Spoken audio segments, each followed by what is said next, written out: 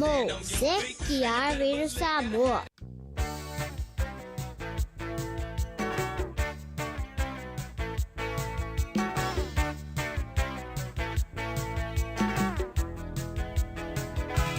There's a place that I recall.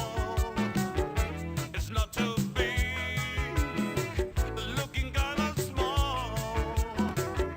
The people there have got it all.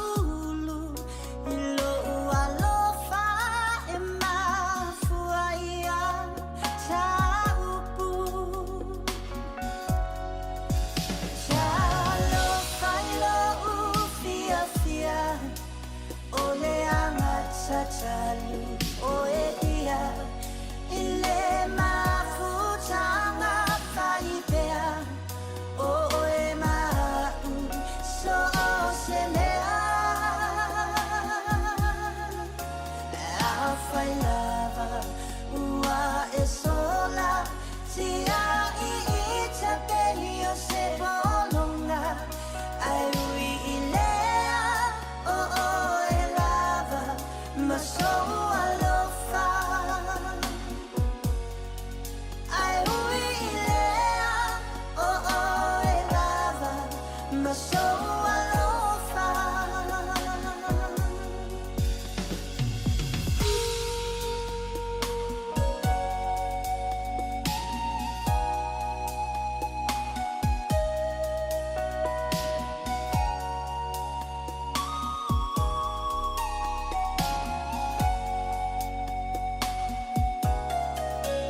Oleh telewa tak upu na ofaya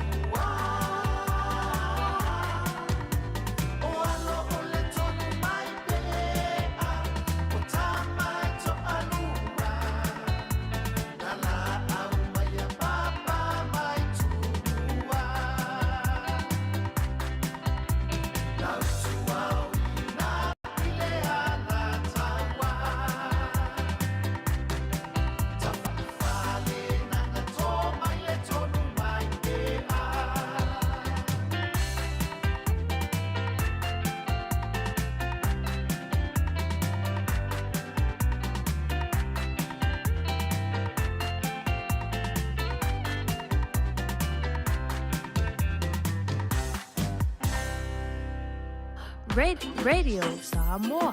Taslima Ivaton. Amo.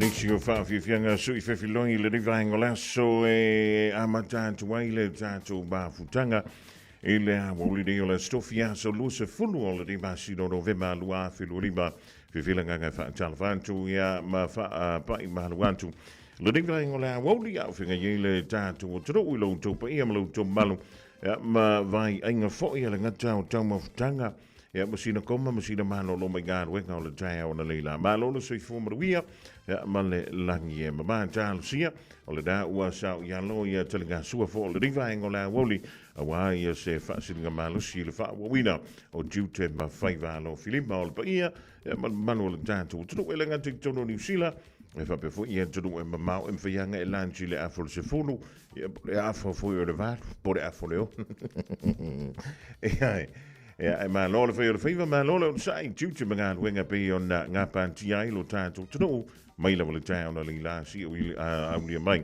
le divine o lasso mo mo orfa ma lolo telenga ya te tia ya ma lolo sa fo il tanto por clame o le fia mai pe o tu ma futo me le tu la iva se yo lia ya le tu la se fulu ma le lua le tu o no fonga mo ya ma le por clame la woli ma fonga mo se yo lia le tu la fa ile afia na ne ta wa mai le riva ngole awo ai le yo antu so fam telangana ya e mo on fa maloma fa atano fatu au na pa ya le tua ya tu titiala no sa ka malo au na pa ya le tua le ingo sa le vi o le da fo ta perina le up fola ya mo le fa ngole riva ya so talo sia o lo mo pe le malo sil tino sili ai la nganga wa le tua malona fi de ngalo Panga masani ala tanto wala leo ta matida matutua o nisi o lo tui malamuri panga tono maunta malawa o nisi foi tono no fanga o lo tau sia i lo tau soi fua mano no ina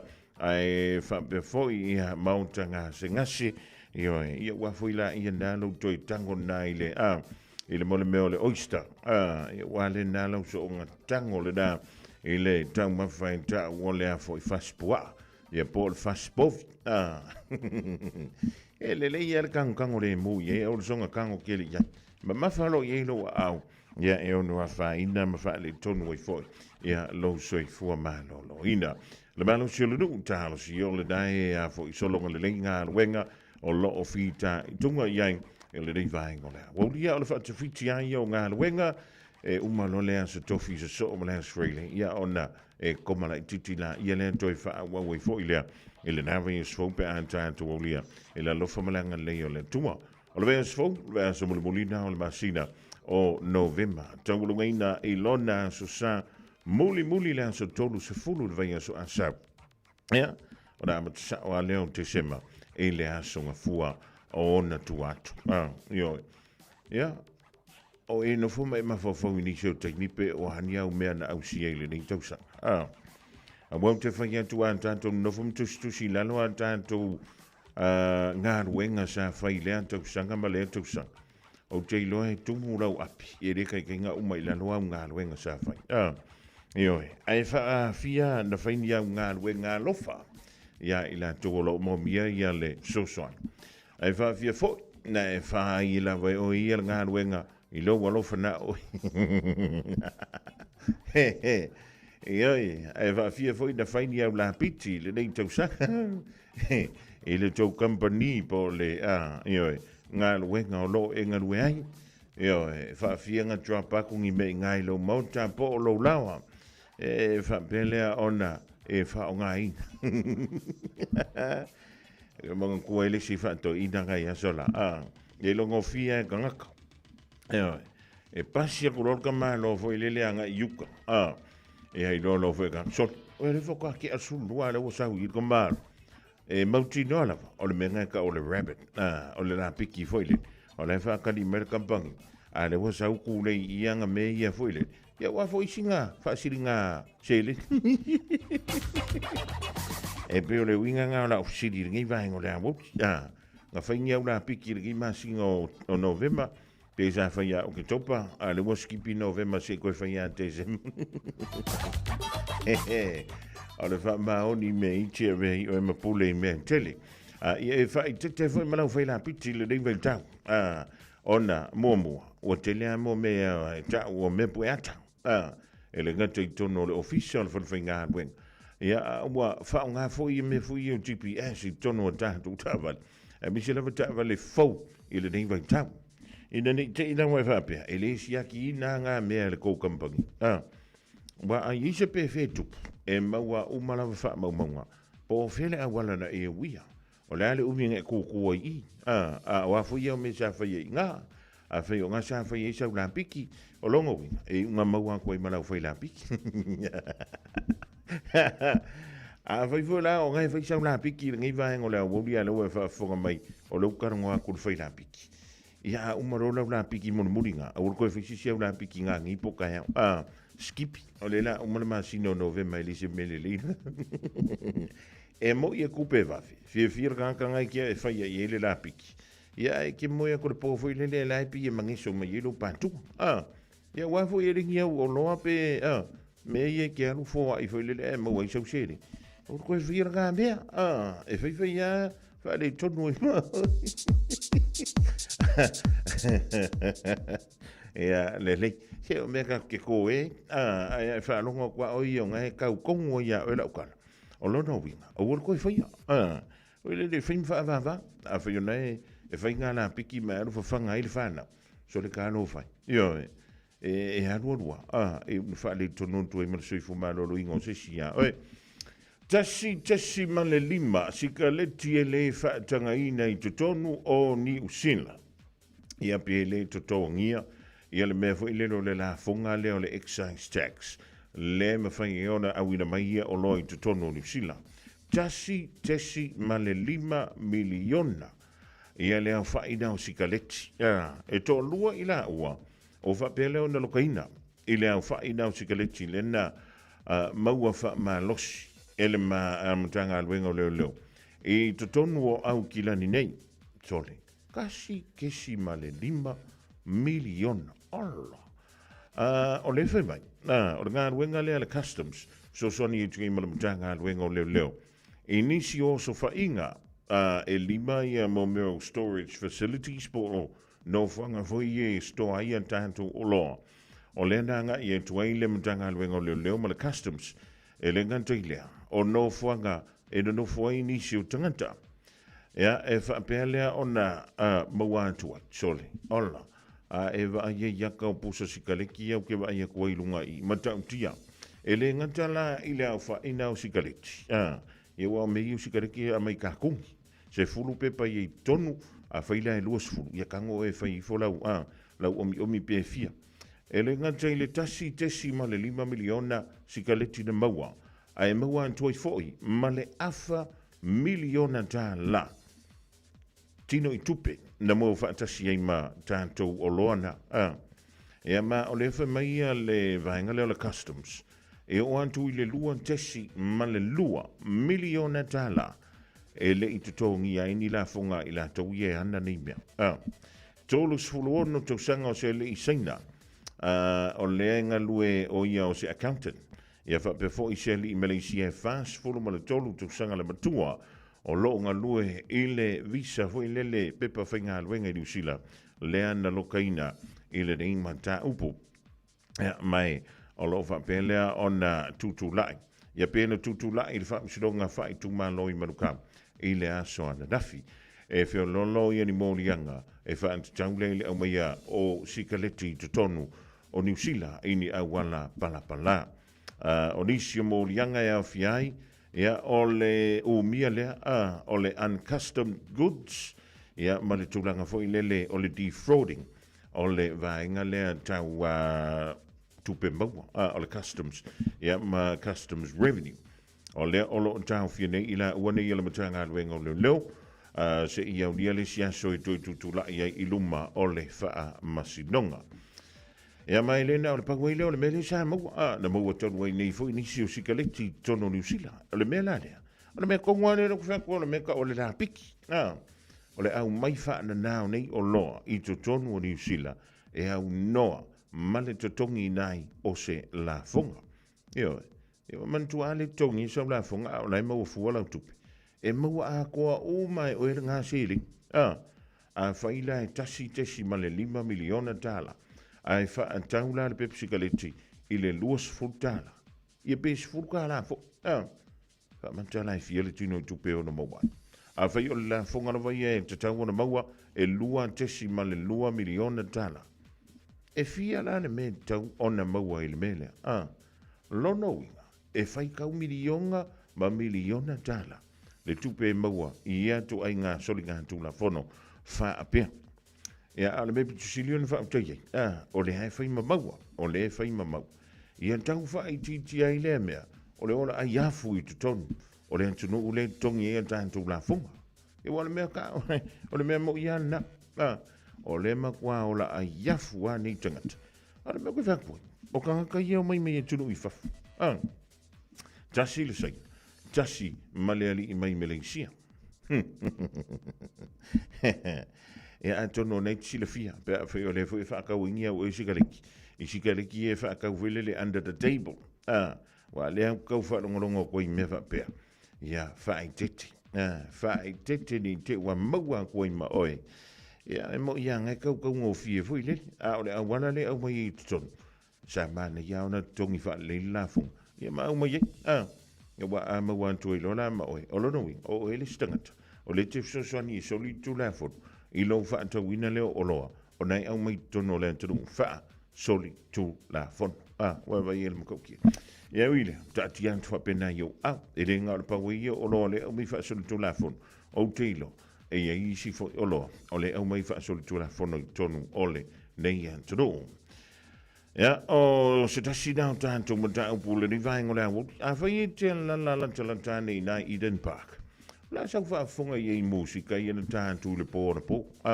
Whamai e o antu le 5 afi tangata. Lena nga i antu. E mole mo wina i ele wha ili o le Metallica. Mai Amerika i le pōna pō i le malai o Eden Park. Sia la whai e ini wha mo wha tonu wina le o ngā tonu nga le mū. O le wai aso i tonu o au kilani. Ia o le pōna pō. Ia o le whai daun tangata. 5 se furu mo le 5 afi. Ia e renga tei le wha me umamatua le ima se awanoa. O se whali tali malo. O se Airbnb. I le pōna pō. Ona o le tōteli. Ia o le nanga i atu lava ma malo loa i lava ma komantu iai. I whale tali malo i au kilani. Ia o te le mailo i po le aso langona. Ia po le afu i se leo tili. O le musika sa e whaalongoina. I le po le ana po. Au tilo. O le makoa pisi au tātou upa. Pisi a kwai makako taxi. Ia pisi a kwai. Ia ma tātou whale ainga. Ia o ka lapu ma mea umawhapena. Ona o le to telo i la tau. Le na tumu i nā i le malai o Eden Park i le pō. Ia, ni sina vaenga mo lo si le fia i le dei teime le aso ai mo le tumirei wha antana whantu i la tau i o le wana mafta mai. Taz Tiva i ma le lamua i Canberra i Australia. Rachel Sifa ma le ainga da Glen Innes East. Wai ma le sile i Josefantu la wano. Ia mala ainga le mafta mai dai hamala tone. Tawai le vau te vanga fiafi alai. Ia, ma lo le whai o le whaiva. Ia, ma lo whai le on sa i tute. Ma ngā ruenga pe on whianga iai. Shau tama ia Frano. Ma lo brana. Ia ma lo whai papale on sa i. Ma na tu au fuala au. Ia le whautuanga ma sani ale nā mo tantou. Ia tau mafa mo mua sina mea ai. O na tali eila ia leo le au. O le kala al fo mai ngang fa mai.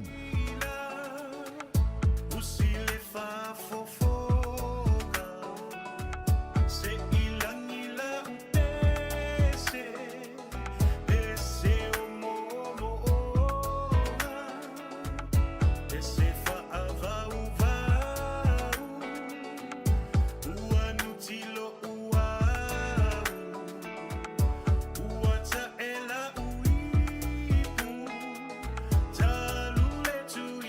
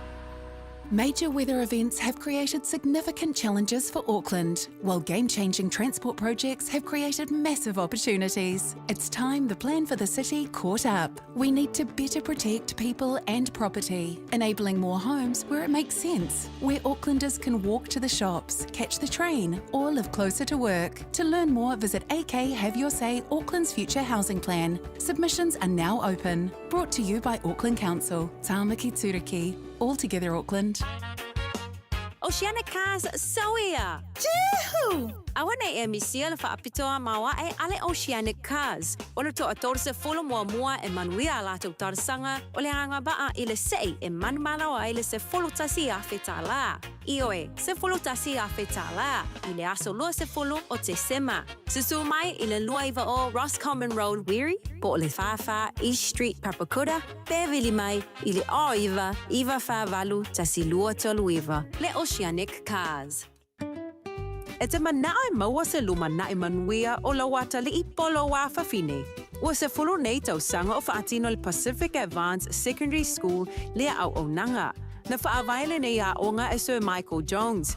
E whaonga I nai ngana le Pasifika I le NCEA.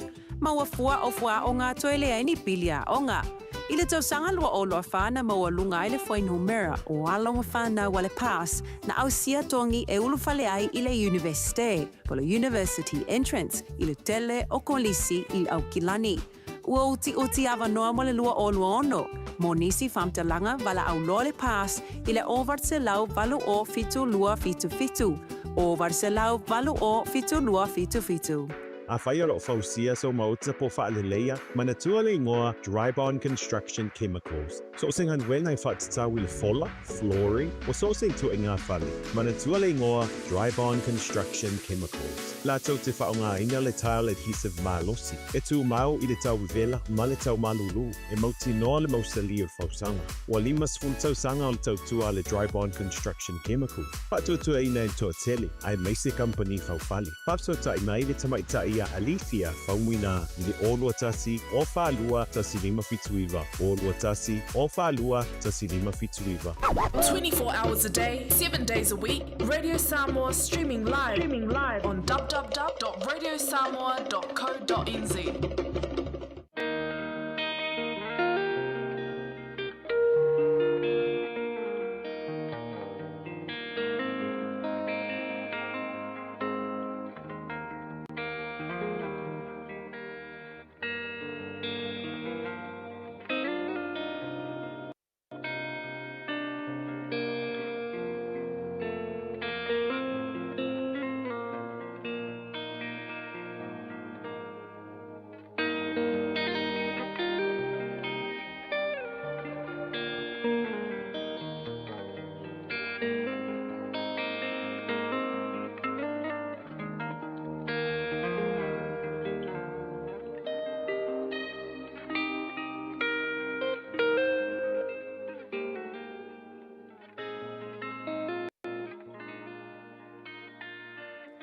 Lui tau mō le aso. Whea ngai ma le atua I o popolenga. Encountering God in your worries. Filipi, o lona mata upu e whā, a o lona foi upu e ona. Aua ne I popole o tou I se mea e tasi. A ia wha I loa atu o tou manao I mea uma. I le atua. Ia tatalo, ma whaatonga, a toa ma le loto whaafetai. Whea ngai ma le atua I o popolenga. Encountering God in your worries. A o whale pui pui Paulo I Roma. Na asia si atu le whaife au mai le e ka le sia I Filipi, o e Paferoti.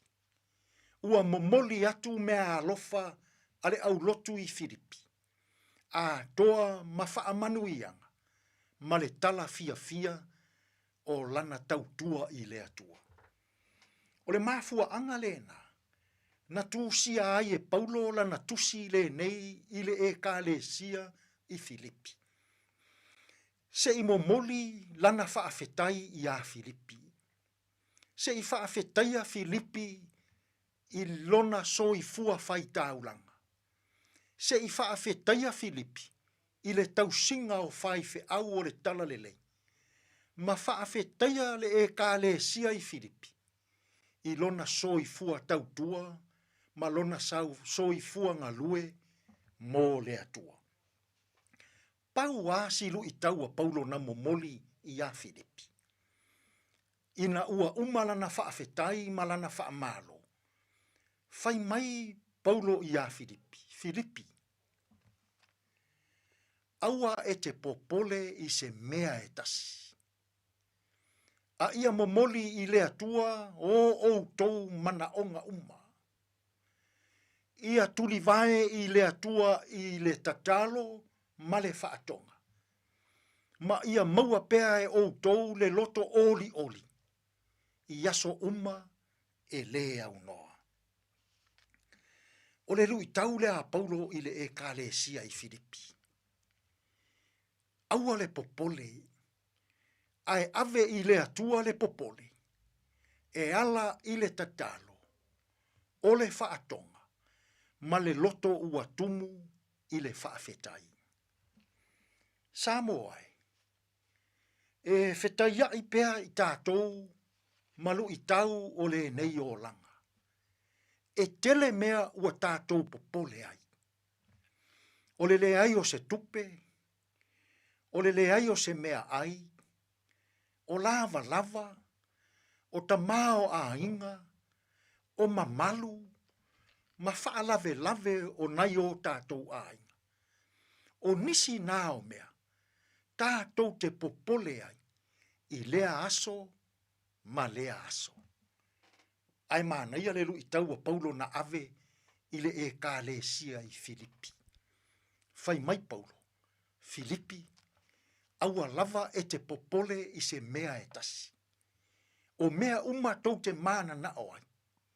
Ave i le atua. A e popole. Ave i le atua lo popole. E momoli i lau tatalo ma lau whaatonga. E ave i lo loto ua tumu i le whaafetai. Ma ia oli i le atua. E le au noa. I le nei fo i aso. O a mea ua e popole ai. Samo ai. Ma naia le lu i tau a Paulo i a Filipi. A popole. Ave i le atua lo popole. Wha i loa i le atua mea ua e popole ai. E momoli i lau tatalo ma lau whaatonga. Ma ia e maua le loto whaafetai. I lea aso ma lea aso. O le lu ia Paulo mō tātou uma i le nei aso. So ia tātou te popole. A popole. Ave lava i le atua. Mea ua tātou popole ai. Tātou te tālo. Le atua pa i ai. Whawhetai ua lu i tau wina i mātou i le nei aso. So ia mātou te popole i mea o le nei o langa. A o mātou popole. A watu lava i la ua fio, e ala i le tatalo, o le whaatonga, ma le loto ua tumu i le whaafetai. Tātou ia ma la ua fio i whiau ma ngā luenga o le nei aso. E tonu ma le iai mea uma. Lou lava suafa Yesu lo mātou ali ma le whaaola, ua mātou tatalo atu ai nei. Amen.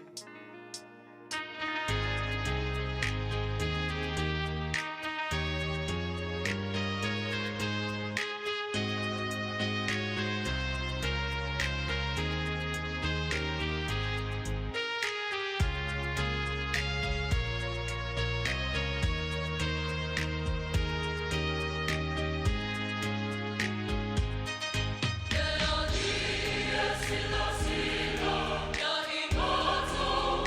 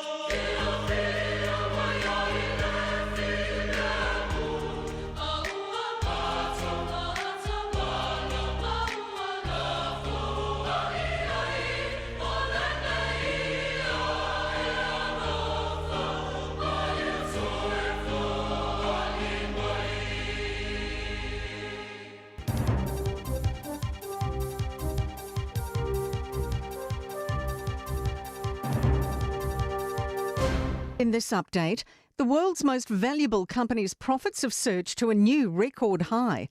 Computer chip giant Nvidia has confirmed its October quarter revenue is up 62% year on year. Its forecasts for the next are also above market expectations. CNN's Claire Duffy says Nvidia has been downplaying fears of a bursting AI bubble, but can't keep this momentum forever. Unlikely that we continue to see any company grow at the rate that we've seen Nvidia grow. Possible that we'll start to see this normalization, this sort of slowing down of the growth rate. Ferry Holdings chairman says he's more confident in the new Cook Strait ferry plans than the ditched IREX project. The government's officially signed a fixed-price contract with a Chinese shipbuilder for 2 new rail-enabled ferries. It's now securing teams to build the required infrastructure at Picton and Wellington ports. Winston Peters claims the total cost will come in under $2 billion. Ferry Holdings chair Chris McKenzie says the IREX project would have required a lot more work on the ports. This project, because we're using a maximum reuse, we don't have to shift railway yards, we don't have to shift roading. Pharmax asking for feedback until December 4 on a proposal to offer another ADHD medicine to help with supply issues. The Rubifen brand of methylphenidate could be funded and available from next July. It's a generic equivalent of Ritalin, which is already funded, and adds a 60 milligram dosage. Chief Medical Officer David Hughes says this builds on earlier decisions to fund more ADHD medications. Northland Regional Council has paid tribute to former councillor and businessman Monty Knight, who died on Sunday. The 80-year-old died at his Kaitaia home after being found with critical injuries. A 57-year-old woman has been charged with murder. Council Chair Peter Tipene says Knight was a genuinely nice human being who served people with passion and commitment. That's news. In sport, pride from interim coach Yvette McCausland-Jury after the Silver Ferns completed the season on a high. New Zealand's beaten England by 6 goals in Manchester to win the series 2-1. McCausland-Jury is amazed the team overcame a bug that hit most of the touring party. We went to a team meeting and I thought, we'll see who comes in here, and we had 6. Yeah, luckily it was only 24 hours, and though Maddie's back with the plastic bag again now, so she's still not quite right. The number of seasons basketball giant LeBron James has played in the NBA now matches his famous singlet number, the King becoming the first player to take part in 23 consecutive seasons. With a meagre population of 155,000, the Caribbean island of Curaçao has become the smallest nation ever to qualify for a Football World Cup. That's sport. Radio Samoa. Taslima Ivatolu.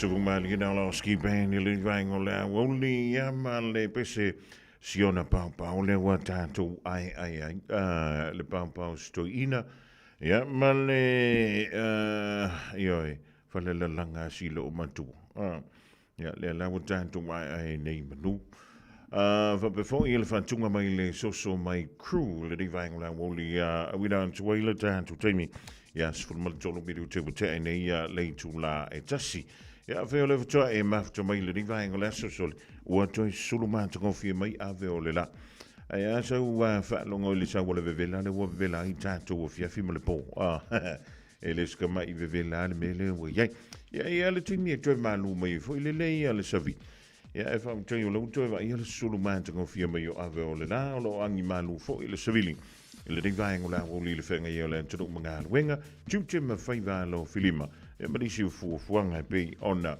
ver. Jij van Malon 29 Brisbane Australia. El sunga yaro peti lantam le vangale ma to jij. Tassi ai popo malo le soi fu.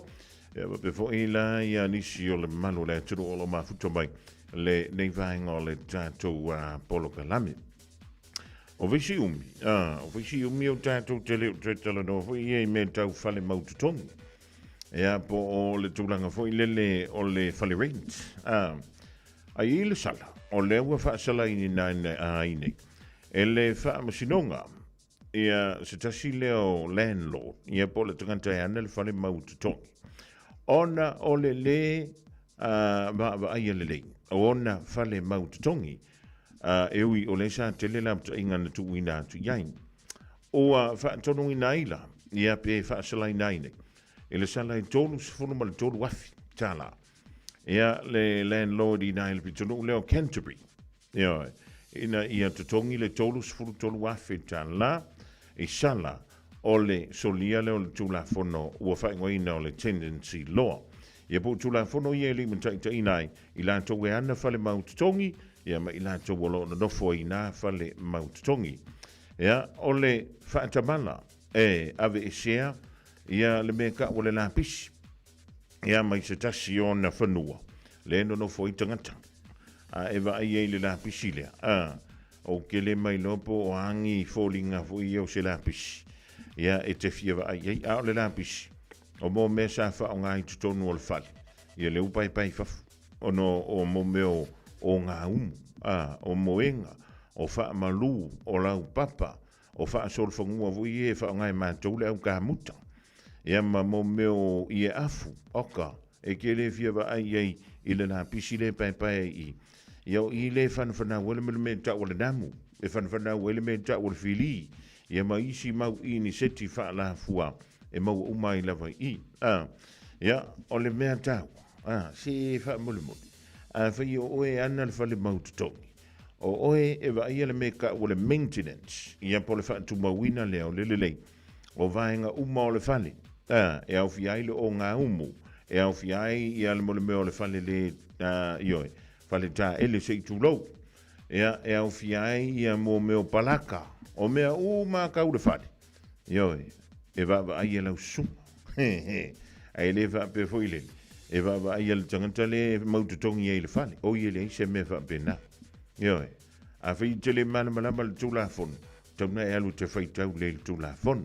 O le tūla fono e whai mai. E maintain e oe le tangata e ana le whale. Ia mea umala vo le whale. Wa le mena le ale tutongi atu i le tau le whale. I lau sung. Ia langa oe le kaunga wa ia mei. Ia o le tele o le taimi. Ia o ngā umu i o sau le vai taimi nei o ngā umu wila.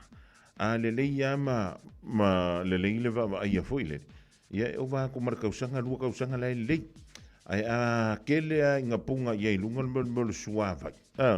Punga ia i lunga le saka.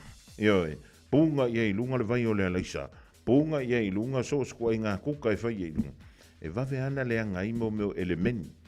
Me voi e ping kuri ngamu ngai kua i lunga mo meo o tātou ulo ma whalai. Ia a whaila e le ina furuina. Ma wha leia tūlanga ia. E wawe anga hoki e kwat. Ia male o ngā umu. Ia o tātou fu ia no fu tono whale mautong. Tautua nā ma tātou. O le ngā ruenga kākou. O le whao ngā ma fu. Whao ngā leire o ngā umu. Makango o e fu. E le lako len lore lako e furu o ngā umu. E le wha pe masa aire kukao e. Ai vili len lore lako e furu. Tole ia o afu ngā koe ngā mewa penga. E le ai. O le matawha i o tātou. Le no nofo i tono me i o whale mautu tonu. Ia a whai a o ena e moa ina le vau. Ia e moa e oe le vau. Ma wha maa la pisi i ta wha mauta ma ta wha lawa. Ia a whai lai wha te teinga. A pāl makawila. E kere wha kadisi la kulen lore e sui le makawila. E sui e lau suka.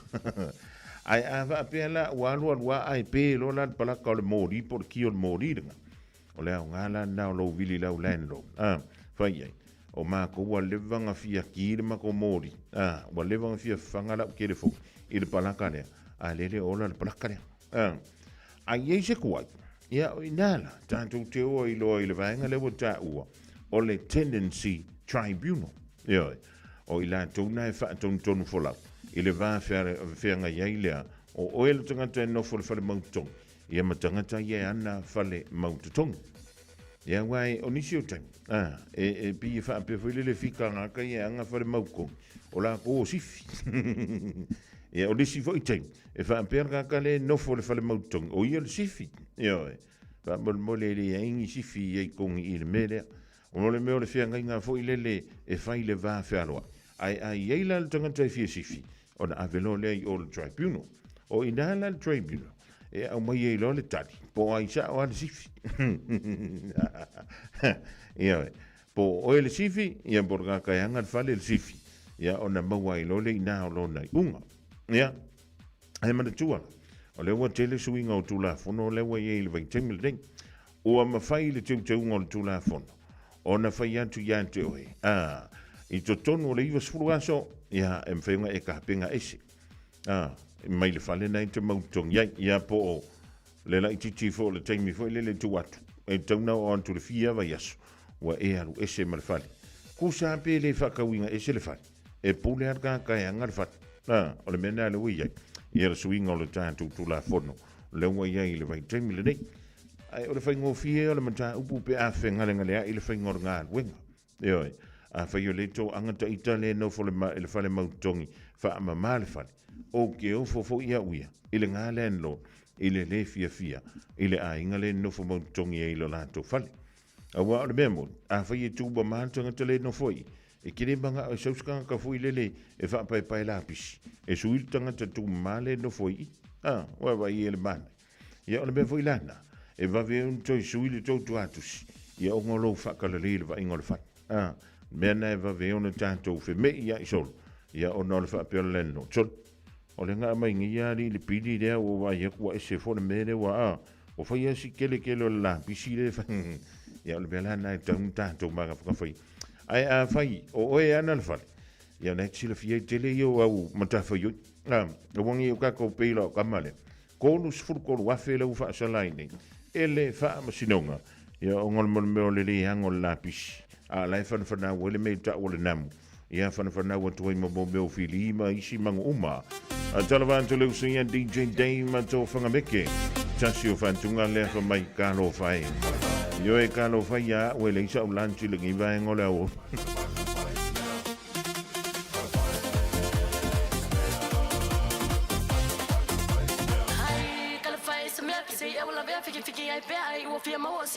Se fa che di apri la roba se fai mai a fare le fare le vale se come te alla figlia la smia se fa che di apri la roba se fai mai a fare le fare le vale se come te alla figlia la smia hai alla che le se fai con pe con le fascia vai con poi le vale se fa che di apri la roba se fai mai a fare le fare le vale se come te alla figlia la smia figli mai pe se io la se fai mai a fare le se fai pe alla figlia la smia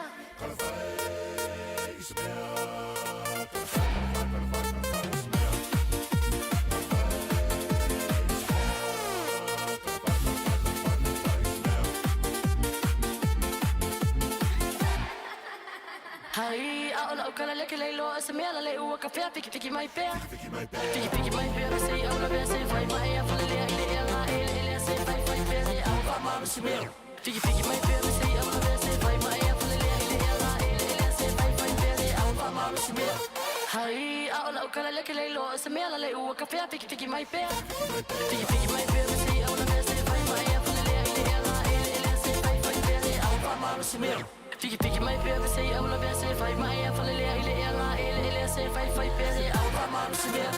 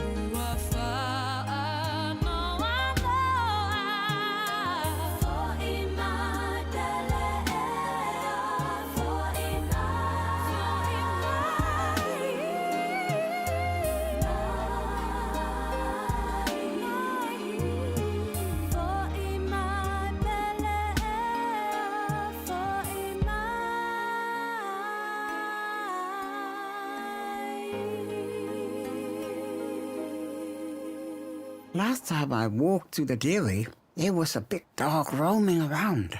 I don't want to get bitten at my age. It's bitter just to have no milk in my tea. My daughter will do the shop for me next week, so I'll just wait till then. Roaming dogs make kuia like Panisi afraid to leave their homes. If you own a dog, make sure it doesn't roam. For you, your dog, and your neighbours. A message from Auckland Council. Tāmaki Tūriki, All Together Auckland.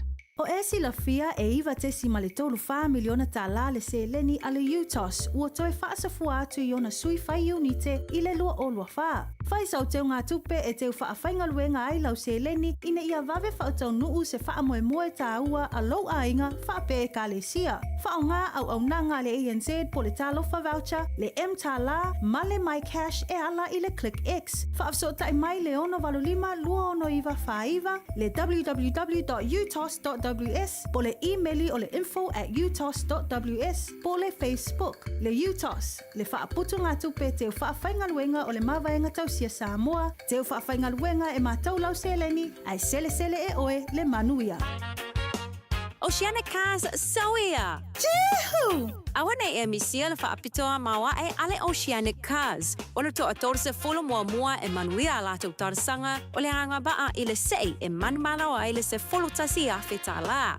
Ioe, se folo tasi a whetala. I le aso lua se folo o te sema. Susu mai I le lua iwa o Roscommon Road Weary, po o le whawha East Street Papakura, Beverly mai I le o iwa whavalu tasi lua tolu iwa. Le Oceanic Cars. A whaia mo o mia neu tai ni whawhapi'i o le tali o le All Dentures. E whapitola mātou au nanga I so se tu ai ngā ni whawhapi'i. E au whiai le plastic ma le metal dentures. Talia Wind Quotes ma le Afterpay. E le aise tutongi o whaatal noanga. Wala au mai loa le All Dentures I o tahu. O iwa, lua li maiva whaafatas tasi. Papato toi le o iwa, lua fitu, lua tol, po pemioa I le o iwa, lima lua fitu, lima. When you shake her, I'll bring you some more. Lua mai, washing mai. Radio Samoa, to see my Radio Samoa. Bread of life sent down from glory. Many things you were on earth, a holy king, a carpenter, but you are the living word. Say it now.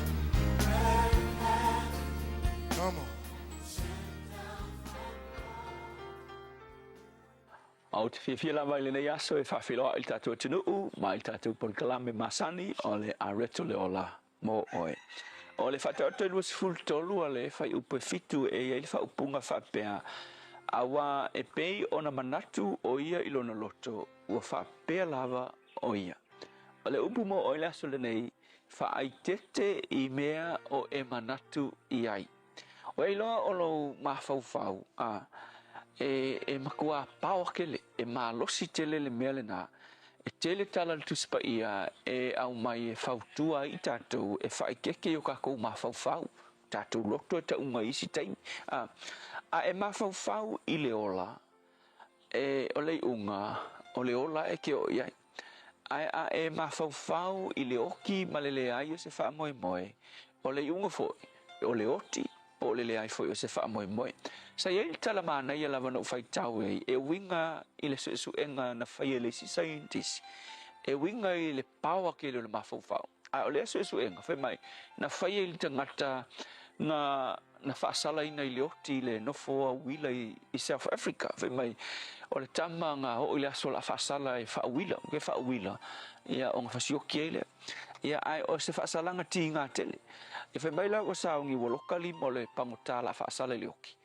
e la kulor sa inkisi o fa kulanga fesosoangi I tangata le mafai ai fa marmala mai vai e ele mero ki o fa ki oi o le ko inga oki e ke oki ai e ke le langona ina e ke oki file mu ia ai peke kalia o faile o le awal ia kangolor sa inkisi fa makala ai o le mele la fai ia nga loka o lima ia tapungi o maka mo fi o mata ia nga singa mai mea le mele o lo lima singa mai sele ke le langongi ke le faskinga ia ngai mo ingia le oi ia ai fa alu na toto ile pou ka mai pou ku e singa ia lo toto ia ke le langonga inga se tinga ke ia we mo pe la ke mo mai ok fe mai la o talia ngai el pangota malele lo al pangoka o le konga fiki mele fai se isiaki ai pe mo in mele e pau le mafau e mafai le mafau on fasioki oi ia maria lo pangoka le afai mele ai le fai ngo fa wila ia lo li mo pangoka loka nga il ngo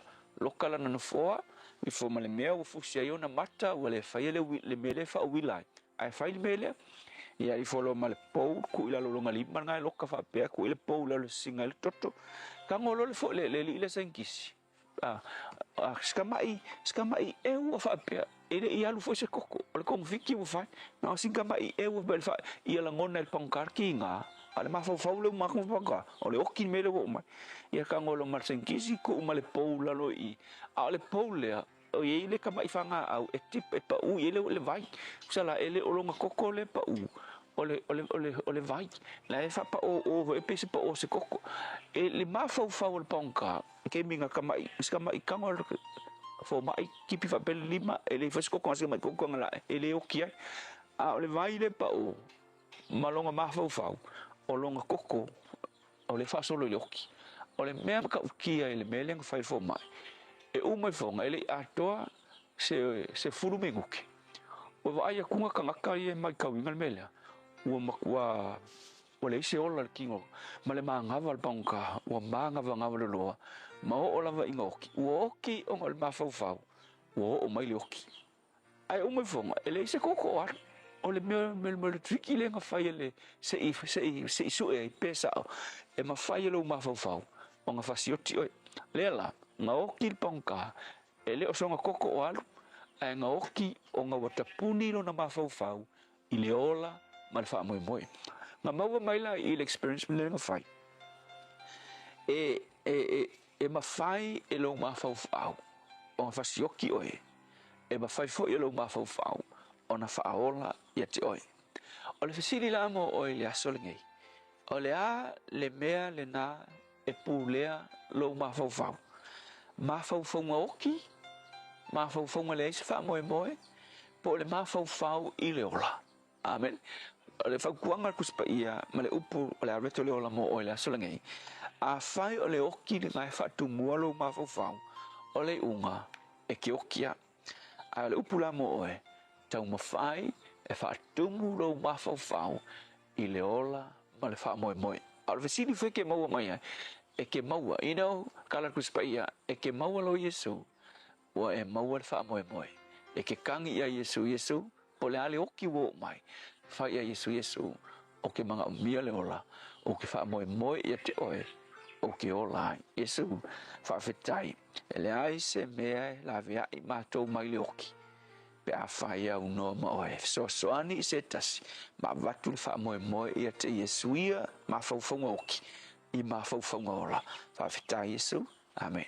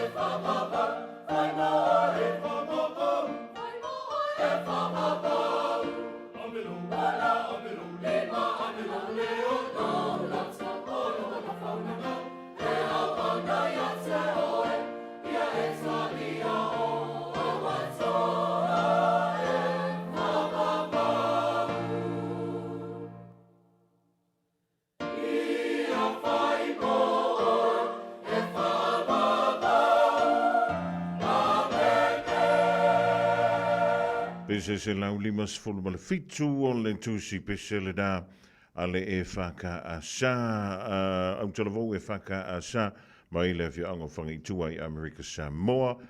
Ua tawalunga tuele tātou polokalamina o le are toleola, mole tuele nganga whaatai, e le sunga i le whaiwhia au ia pasta la whae le kopo le Assembly of God i lano i savai, mole tātou polokalamina o le are toleola, mole dei fo i a so tofi.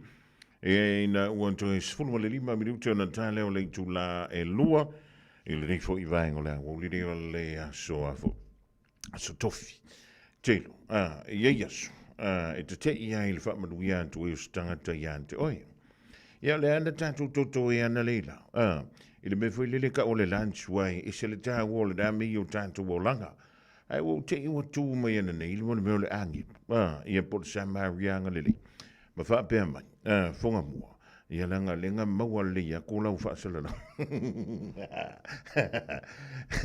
ia o le la wa mo singa fa asili nga ma lo e mo le tolanga fa tail tama ia stai meis va tu le pa ia suaf ia o le tomana le na mi andi ia ma tau au mai fo ia se fa asili nga ma lo si mo le va ngo da wo ia mo pe le ma lo si le tino fa pe fo ila lenga ma ia maua pele le malos a walu tanga polo male sunga ile lia wa ia tawai le va yaso male fo i yaso ia o le talantu da mo o ile divango le wo ai ka poi mai se i uma ia o fa ile o se skala Radio Samoa tasili mai batolu amo Radio Samoa tasili mai batolu o le ua tui sfutolo ma le whamiri uto na tāne o le tula e lua i le rivaengo le awuli o nisi o tātou whaalinga Ya ma fa silsilanga fo le tolu mai le official radio Samoa wa le fa la lo atu le rifo i vango da wuli mo lo si le fia. Mo mo antu yen tanto fa silsilanga ia le mele ka o le free whanau lunch ioi. O ka ko kalangoi me ka me free. Ja, ei tue fa ma lo tue le tamana ya stay base. Ja, o le te vai tue le te ye fie me na to o ma fuala au. Ya mo pe lo malo sia wa ya fa malo stino ma tute pe ona fenga yai. O le free whanau lunch woma aingo au kilani fa maulele ya so fa toa. We'll find going on the final community lunch. Mo fuata mafa vevela, ti vevela, fuala waina, lava second hand, I moenga, maletelu isi mea ngā mo lo mota. Mo foi le face painting, ale whanau. Leisa tupe whaalo I nei yaso ua tāperina.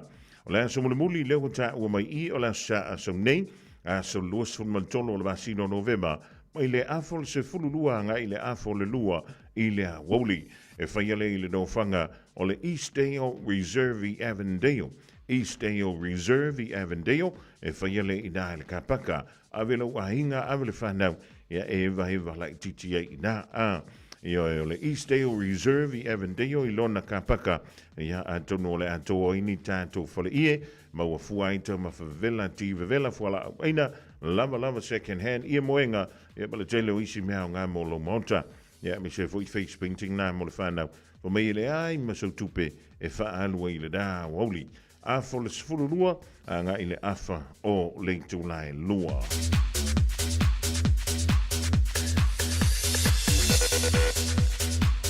O le whaasilsilanga mo I lato umai tupunga mai a talataina nofo ma ui mai tuatu inga mala talataina. E matawhanga ulu tongi a le pata. O lo alala I Samoa, America Samoa, ma so se tafa o le Kelope. O le awhia le tātou talanoanga lona lua, whia le nai le Church Unlimited Cafe, I le tolu pa lima Te Aratu Road I West Auckland, e whia le aso lusu maleiva o November le asto nai, I le tau le se fululua I le wauli. E mantou te wala awa toi le awa ma le whaaloalo, I le paia ma le malu yo o tūlanga whaalupe. A whiwhio matala au mai, o laule au I mai, o le ale whaatali ai se fuafuanga ale tātou ainga poto. Mo se sili whaatota iane, ia tātou lumera ia o le anta ua. O New Zealand o le olua fitu, whaalua o tasi 5 luono. Olua fitu, whaalua o tasi 5 luono. Ia po Australia I le o wha, tolulua valuiva. Iva lua iva fitu, o wha tolulua valuiva, iva lua iva fitu. Wa taiolo seinia en talataina valusia en talataina. Leala I Salanoa William Palmer, to inga malava alotu talataina, mai fo po ono sa I Palmer.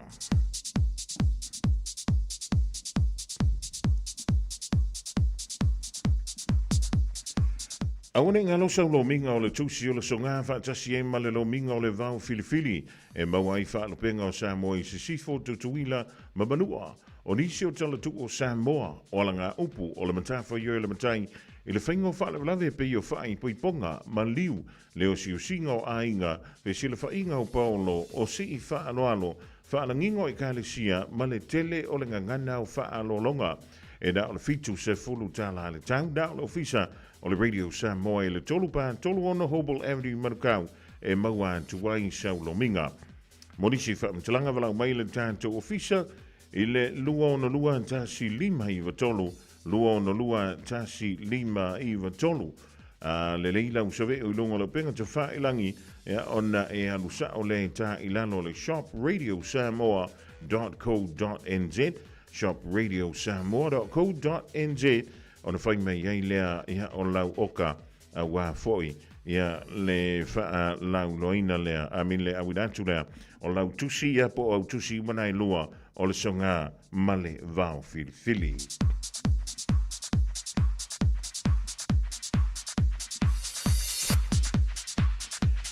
O le wha silsilanga mole a inga sa lua fau I pito I tā fito I mangiangi.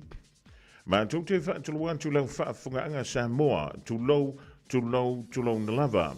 Ai whaasina tonu le rei whaasalonga i le bāwhtanga le ainga sa lua whau i le pitunuku o tā whito i Māngiangi. O le awha tono wina le tātou whonotanga i le aso lusfun ma lua o November lua awhelo lima le aso to nai o le vai o sanei i le tūlai sfuluma le tasi i le tai au i le mauto le tautei fono le fionga ia pa i tea Faifua la faele i le tuantusi o le se fulu pe Salo Place i o Tara. E tala noa i nai le tātou break up e whai wainga luenga o le nei tausanga. E mana mielo sumai e whaali sau whirangalo i le aso ua ato whaina. Whao te tele o lo seinia le te fono ma le laulaunga fono a le mahafutanga le ainga sa lua whau i le pitono o Tawhito i Māngiangi. Ma le tātou wha silsilanga malamuli leo tanu mai le reiva henga le aso mai le a kopa au ki lani New Zealand. Wha malamuli dhala awantu ma le wha anualo i tama matini tuai uma sa o tawina i le kolisio a vele o nofo manga luai au ki lani.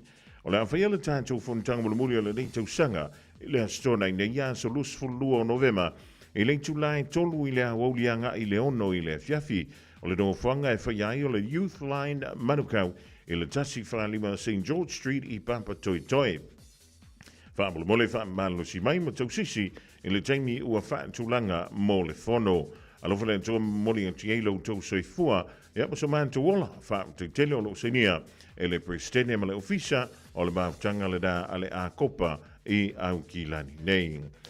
O di sina o tātou silsilanga ma whaalinga lau tono mai le nei vaenga laso i le tautua ma lau danga nei le Radio Samoa tasi lima iwa tolu a mo a o whenga ye le turu mga luenga chichu ma whaiva lo filima e lau toi pina vusi temio nanga i antula i le piki le whanau a onga i le tu uai o a onga e le nganta i le whanau la inti e whapefo i whanau o le sa whenga ye ma suenga o le NTA i le neifo i a sotofi. Malawa tua ia ainga tūtaia fuatongi. E langa tui leo ki topa whaai tete ma le ainga Rosi ale fosio. Fio tātou so se ala whanga. Dan Tito. O le aia fua le mea le anga kere ngā mea. E o ona. Ke fiu e whaasuka. E le kai kai onga sumani. Ai whaifo ia o le nāturo. E ke fiu e koe kau mawhai e sui. Ai awha peo se ami. Ia kongo ia se kai. E o loka kol me kau le nāturo. Ia ai se ilonga se pakeke vai ai sa foi leleng kau ka fai leo longa finga. E makau ka mai lalo makau fai singa suinga. Ia ai ma no le fai o le faiva. Ia wa ma no tu ai se uso ia frano. Ia ka pua i mai. Ia ele sili le kai ngai lo ka pua. Ia ele sili fo le kau sami ngai lo ka pua.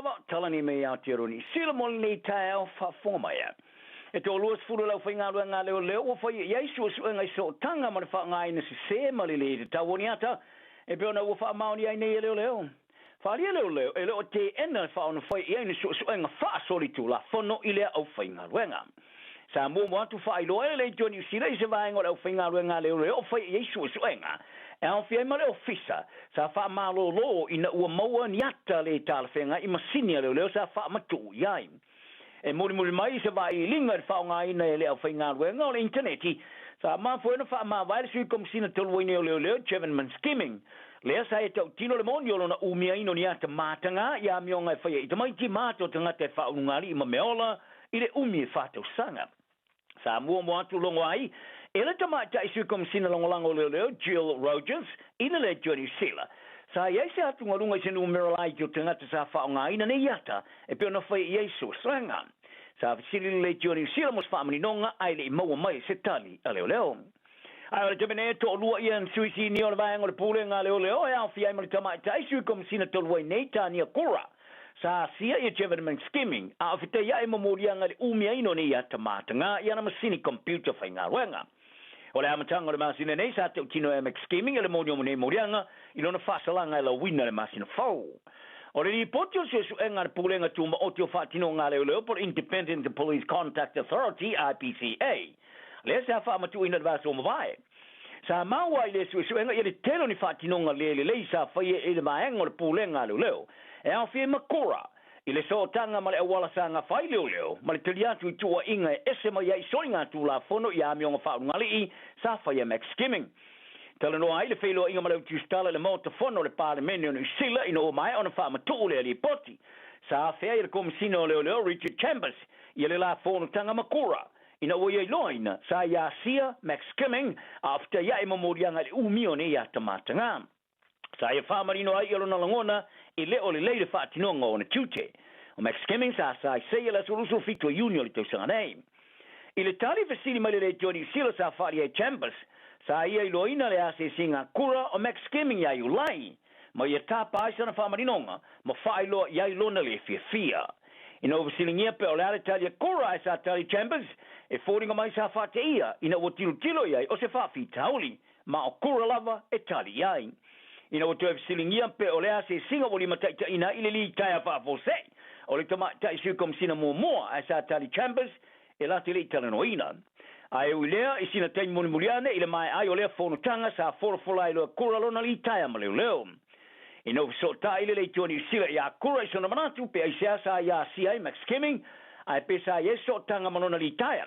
Ai sa tali mo whaamaria le tio e le iso manatu e whaaria le temirei ai ui lea mo le whaapare nina e mwhaona lato sia kia pe to o fia istangata sa lato whaia foi le tūlanga. O se mata upu fo istangata wa fia le whaama e le misela sa mai tau ina ni sila nei i ni so tanga mani isin malai leli au kiloni. Whaariere so i fo malolo ina ni sila o sia ki vave wa whaia le malai leli more au whai ngā luenga sa iei se tūlanga a fia. E le ofo ina iai ni whaamtalanga ino whanga o ta ina iai. Whaaria le suiso op o lato wao ina i le lisi patino no whanga sa iai se tangata. O le mata op fau e le o sui ai le au whaingo tangata wa fia pipisi o iai neo le misela i le sefunu mariva. O tangata tō whaolo o moria le mario stina sa mawolo na tino te tono ni tanga pepa i le samiri ngā te whale o le kauf hapa i au kilani. O whaia lato whai unga ele iselo i e tutula i mo i lato. Ai o le afina ulava i lato o lato morianga le whamasnonga le tau sanga asau. O le tino mariu o le atina sa mo i le tono ni tanga pepa ila estangata sa whangota le na ofe a mati o le tau sanga o mawai. Le sa muni muriane whamao o le tina e fitse fu tau sanga Shulai Wang. E to lua e tamaro loa ma whawhinge ko lua ua wheta iai nei mamorianga i awe whamaro sia ma le whasio tangata pai valea. Ma ua whata oto e whaia le lato whamasnonga ia me o le tau sanga asau. O ingoa umo ni tangata lo ta fia le whairo ina. O le lepiro i tala vau o whita ia i mamorianga whao popo i le tau mwhai mi milo le whaatino o le tula whono. Ma le o whoino whamatalanga se se i sui le matanga ruenga o whemalanga inga. Sa longo ai le lato ulo ia i a Ron Mansfield i le whamasnonga i le asona lafi. O le ato wha wa mana na o tutula i lava i lato mo le lato whamasnonga. Ma o toi whaau iai o iai tua mai le whai ai mo lato sui i le whamasnonga. O le tūla whono e whātanga i fita New Zealand na kawa mo tangata whaingaro ngai te ua pāsia nei le parlemene. Whaali ere minister fita o le ata pena i le fita mama whaiai o na lato pui ale pui ngole tunu wao. O fita o fitoninga i le mwhana lato whaatino ni te ai o tangata civili e whaingaro ngai na le fita e mwhai ni te. I le rua whema rufu wha sa ato e wha amaro si aile ta minister fita Julius Collins i le power e le masaniai. Le whaatangai fita e whaatino ina ngaru e nga civili. O lea tūla whono e tu ina ina lose le minister e whaatangai fita o futoninga. E whaatumuina ngā luenga, ma ave sea mana onga mo le parlemene i le whaio se whelawhala fo inga i teimi umalawa e whaonga aile a power. O lea tūla whono o le Defence Workforce Amendment Bill, sa pasia i le rongolango pāti o le whainga malo so whatasi, ai o pāti ngai sa te. Tā alonga, au whapeona sa watu nei, ia manu sa moi, la awa yantu le tāmara sangori i pororolangi o le rafa maru fitu i na umana malo i a Belgium, na o si la fia kai sukoro ai, ai o auluka pili liki uma sa moa le toa sa moa, ma le fitu sa moa, o tau fai se ne i lunga o la tūlanga, le wha tūlanga na wha avao malo le ka pia le rangi, i le mai ai o le tāmara sanga mori i po le Pasifika uma vai atu nei. O le wha tūlanga na wha avao malo muri nei, o vai ai le pasi o tonga i sa moa, i le tūlanga wha, tonga o palasi lau le lima. Sa afi fia le tō sa moa stulanga pero sida na muri o lan whātou sina. I tā longa whaavao malo sa iai le tāmaru sanga i por Pasifika. Talu mai le tāmaru sanga i por rangi le rua whema le rufuru loa. Le sa la tō whāte iai engelani sa tali malo le tā longa. E ilo ai le aue au sia su ngā champini lon tona. Sa whai ina sa moa Australia su ngā champini. Ai o se tala anga le ile la kapiliki le avea o sa moa maso loi au mani nei tulangi. O au sia su ngā champini le liki. A tili wha amaro si ai le whai unga penas, e fuli tua ia Australia e whai masuia le tunu olon tina. O sa mo sa whai ina le kiwi sa New Zealand lusul whasul valu le ta longa mua i le ta marisanga le Pasifika. So anei mar whato i loloino tonga i lumo le lata, whasfuru li mawhau tangata matamata e Brisbane. A betai, sa whai ina ia New Zealand so ngā champini to surona sul whai ulava, i le se furu wha ai sa sidi ai i le ono le aftaimi. Ma ua wha matu ina nei ala la kapiliki wha wao maloia li tūlanga fōua i nei wha tūlanga no au, a o wha taritali i wha matu ina o le lisi o au e se ina e tā alo, i le tā marisanga mo le iporo rangi li tausanga asau. Ai ole awale fitu sa mo wa vema au o tamai tai, wa pito sili ato na maulunga lona tūlanga o se iai. I le tausanga taruai i lusul whasa wha tūlanga ai le whaia li tā marisanga le Pasifika, ua vai atu nei. Le ore ngate ne qualify ai mo le tāmarisanga o iporo rangi le rua whemare rufulono. Ai se furu malelua stepo lato pasia, i le tūlanga sumalelua ua i nei i le rangi. E le eise o le ore o Blacks ua whiriwhiria mo tamai tau whaoina le tau i le tamta alo le tausanga le kapia le rangi. O Richie McCaw, Dan Cutter, Kieran Reid, Broderick Talek, Bowden Barrett, ma Adi Savea. Sa tau whai manu malo uma i nei taui, talu mai on amata whoroflaina i le rua whemare rufutasi. Ai o ilea o lua ne tau sanga so e lo to au sia lava stamata aloa ni sila po le All Blacks lea i le lisi muli o tama fai i el fiflinga. E pau ia tau i alo i ngō le All Blacks mo le tau whaina o le loka le All Blacks ia Fabian Holland o whiriwhiria mo le tau whaina le taui. O le tamata alo aro rua e o le tau sanga po le Breakthrough Player of the Year. Ma le skoa reisi loka ia tupo vai i le ta alonga mafrani ia ulai o iai le tau fitulinga mo le tau i le skoa tau sanga. O le whai ngora vasa nei, e whai loa i la tue manu malo i nei taui.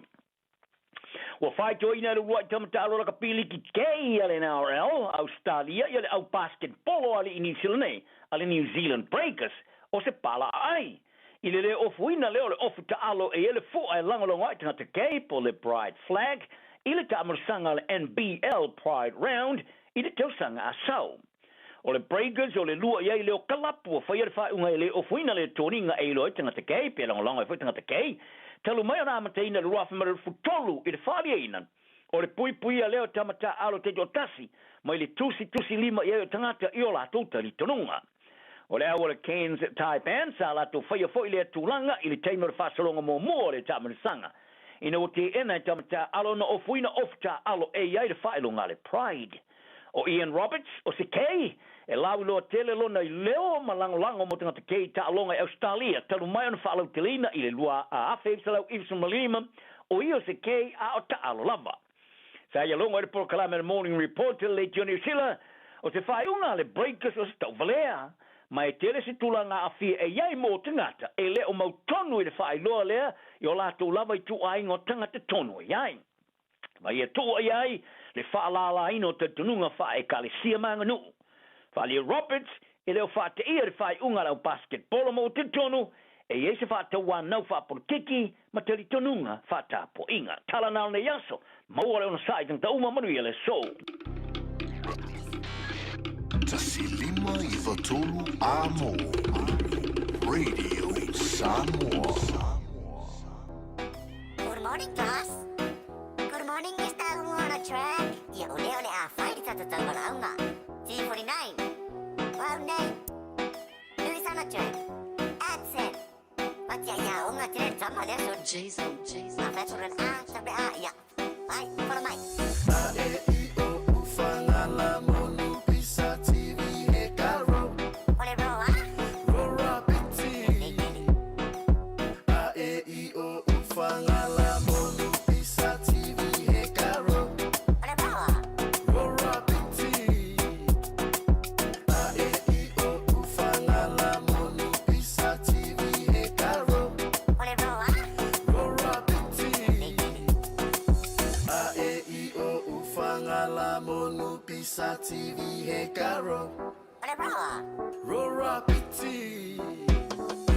Talo fatu le mamalo le basena la mai pupula ile ngita wa inga abise eba pengi wa amakale su inga ole base akosole fa asa o mele pena kasi ikabili bile wasela uwa bebela kasi luo bulu pu ba iba inga fai kaule fa akele ya luma o vale sela ile sisamo inga ile ngumelo apa o kasi ka uwa salamo fule malo longa la kapi ile posinga inga ba mo amole malo Wasiki pipili yoka e malofo ole ato e fafara italo e ole si ele leile a ano I ole ile o so ele ma alili o ole ufu siva ai patefo wati tau ai ole tai mi fa fanga vai fanga ita maiti la ngau ai sa ole fa la ole longo ole tau longo a e I o ufanga la monu pisa TV he karo ole roa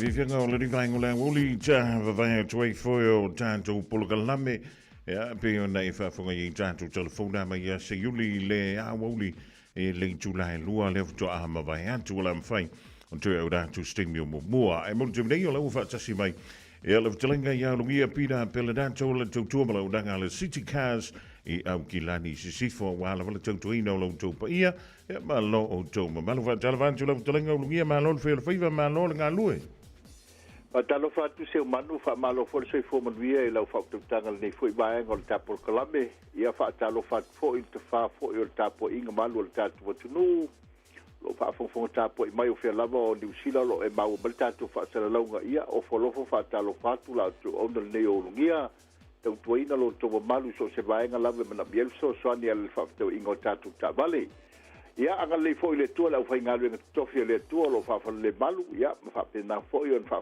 tu ia ia wala mo te oswino li poi le ola mani nga la vi ina bol malo le tua se manu fa malo fa te se manu a mo le no ta ua ta te mai le foi le tua malo o le wo sulu mai le la ia i man to no al male va ingo se ta vale le ding va ngo la wo ia mai le tau ina ia o afu ni va ngo na te fi tala ia fa fungo si o tunu Faftaisio manu o le taua i nei le West Auckland i o lo le lei a toa faisina vela vela nei aso ia ai o le taua foi ono o lo le lei le tau sio inga e sa i dei ta vale o lo mau ale tele o fa tau sio manu i le nganga faftai la ia i le tio sa mo ia na foi vai aso e to fa foi nei ainga na malanga mai o le tela nei si ainga malanga mai le South Auckland ia ai faftai lo to manatu mai fa sala launga ia le ai asi ainga o asatu ma le anga mai e o atu ma batu ta vale ia ui foi an fale tonu ia la to foi suafa ia o mau foi am cashback so swani el nei vai tau Christmas e mo le tele nga fa aftai ia le manu le tunu ia lo to wa to va mai ale tato fa sala lauga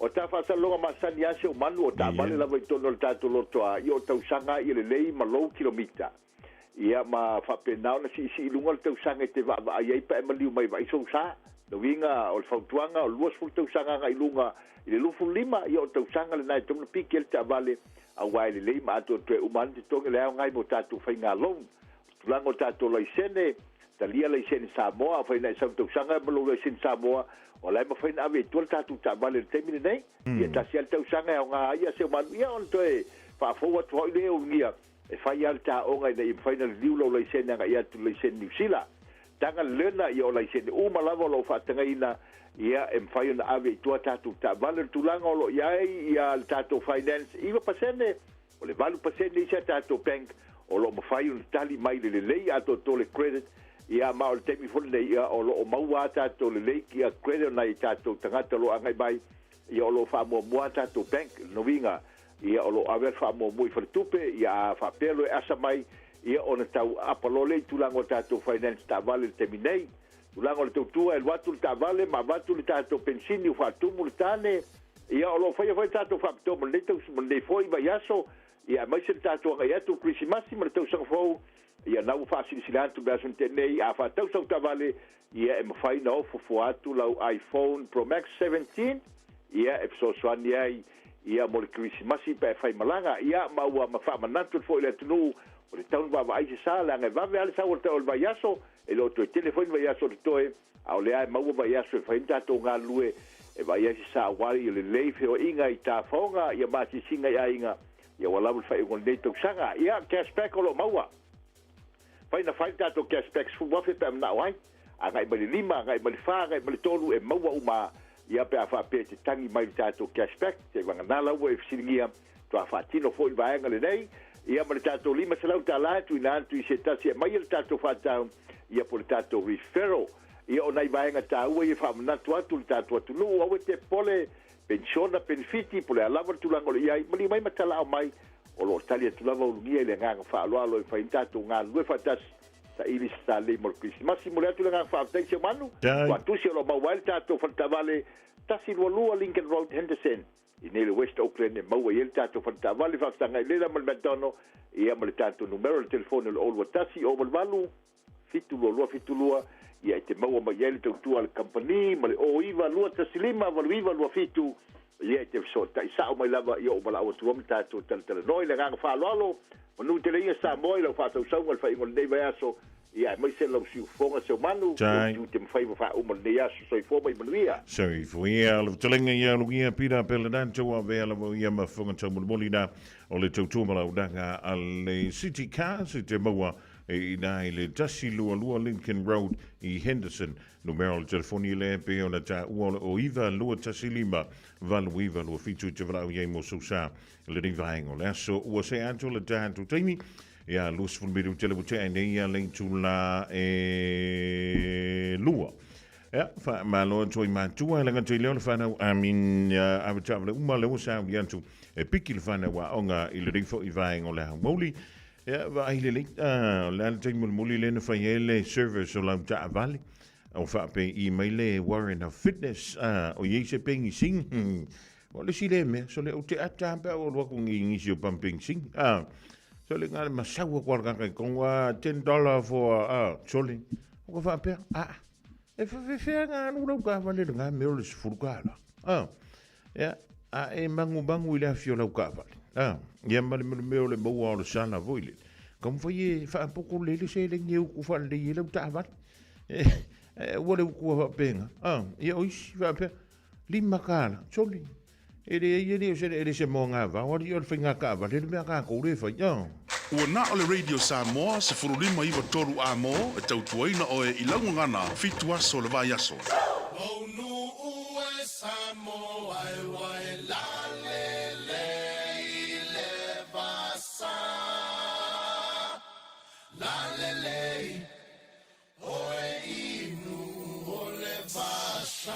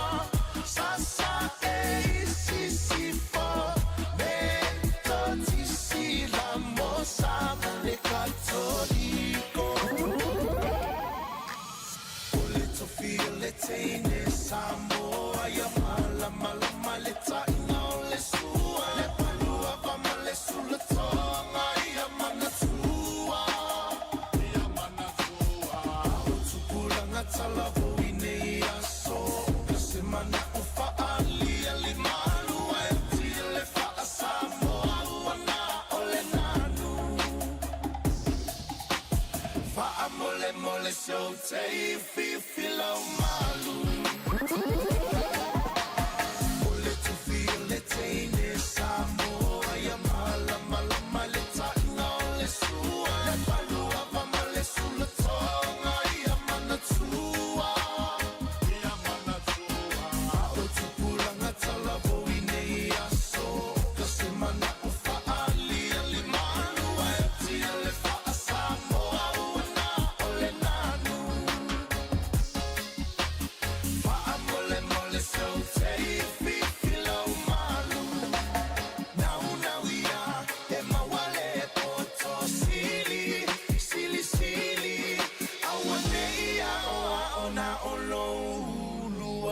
ia sili sili lo loto.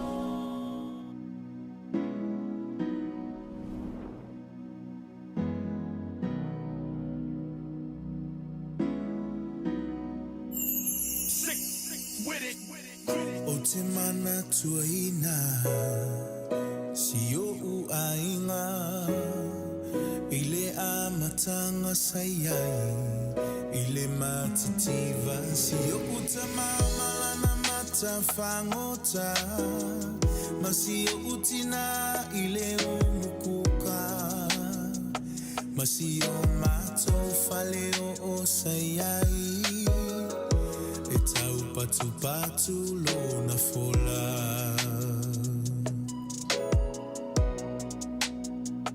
ai atu la ua onga o faatali le faiva ma utau fui fui paelo mala ua mu o te savali le nu atoa e faataua o fangusea se tupe mola o pilia o ngā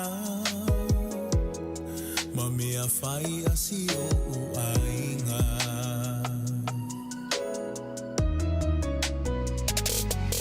e le alo le mativa le tango le masi o ainga te le ifia ai pe o te falolo na o sa ono toi le faleo na mativa I le tino ai sama o la maya che riso fa fitai I le luanga luenga le salo fa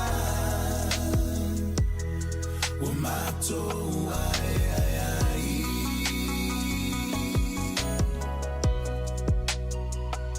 le mato tua faita ito alua a esusu e lava le famalama mato e te paitua ile fainga ta ole olaka na tau asaba e na imatua ele kalorua nganu weka wabanuia e patau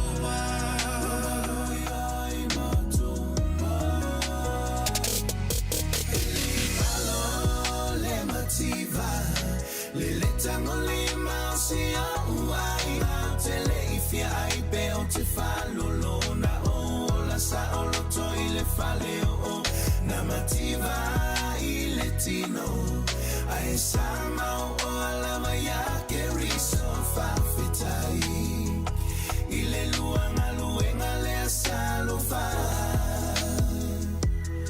o mato ai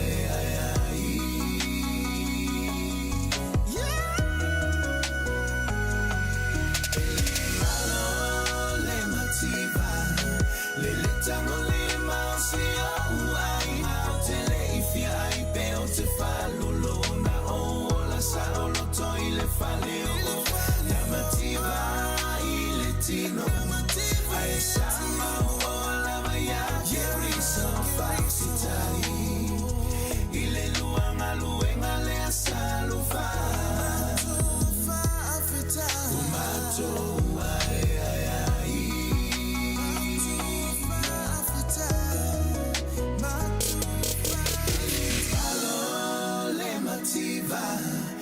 le tango le mausi o ai te le ifia ai pe o te falolo na o la sa o lo toi le faleo na mativa I le tino ai sama o la maya che riso fa fitai I le luanga luenga le salo fa o mato ai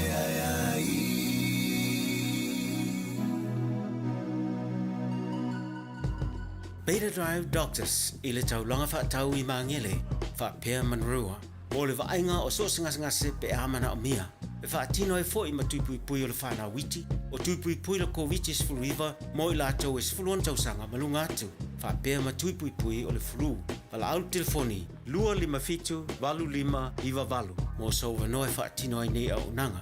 O fisa whama i maangele i taftafane o McDonald. A manrewa i taftafane o Whaletusi po le Public Library. Peter Drive Doctors Clinics. O se talawhiawhia nei Samoa, wei nei se tautua ma se unanga family noto mai le kampani o le City Car tua tusi tasi dua lua, Lincoln Road, Henderson. Te maua iai le tele o tawa la poa band, e o foi tatu tawa le laiti. Tania foi la tau whaale tonu tongi e talafo, mo le tatu cashback. A mantatu lima se lausi aga ia tu le lima awha tala. Pe so te mai ulungia, Peter Pernanto le numera o lua tasi o wale walu fitu lua fitu lua. Pe a manamia se tawa le fōmolo ainga i le tau malulu. City Car.nz. Matau te whaia ni fo aroi le aso lava e te fio mai ai i le Shine Dental, ai e iai inga whaapitoa. Matau te salia le Afterpay, Zip, Q Cards, whaapea Wins Quotes i le Shine Dental. E whaia fua whaatalanoanga ma le ACC i le Shine Dental. Le aise tongi mo whanau i le bao le se fululua i le se fuluwalu tusanga i le Shine Dental. Talanoa mai le tongi ino le whainga o nifo i whaonga ai le Zip, Smile Now, Pay Later. Le aise tului i le Shine Dental. A fio mai le 555 Great South Road, Manukau pe bala aule lua fitu ono fafa. Lua fitu ono fafa mo le Shine Dental.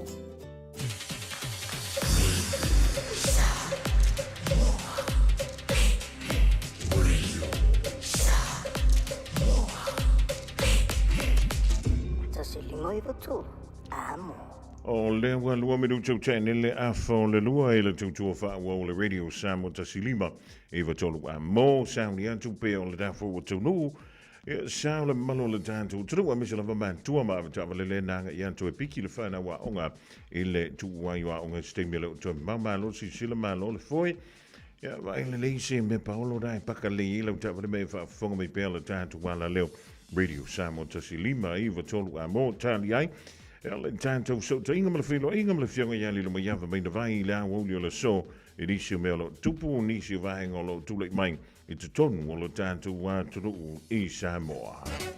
Okay, you see right about now, we're gonna take it way back. We got live reds in the building. 6, 5, 1. Wait now, bada boom, bada bing, that stories of tone commentator. Too good, no control, I'm a simulator. 651 lion, this collaborator. Someone left hook, coming to my data. Eastside, P-Town, 5024, click, Creekside, shout out to my brotherhood, I'm homesick. But you know this, you got me singing la la la, ta ta la la la.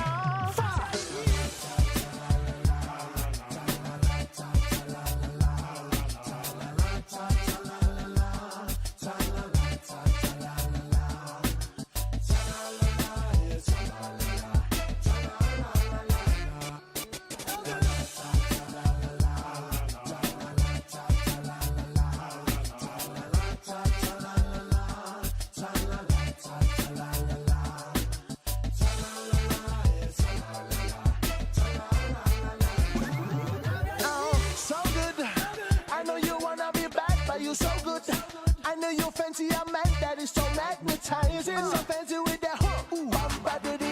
He got me in the feelings in the morning, be with you controlling. Glamour is eye catching me, girl, I'm falling, but it's stalling. Still got me singing ta la la ta ta la la la.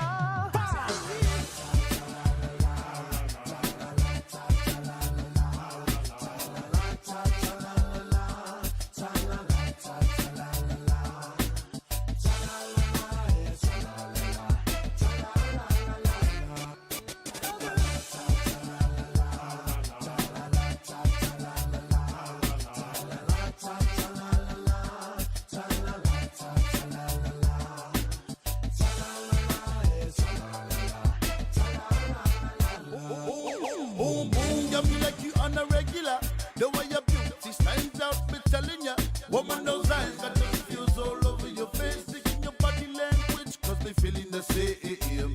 Come to a little closer.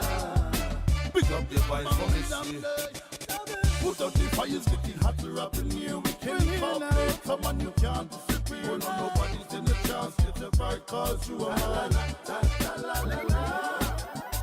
One and only one in the area. Where no lion, watch it.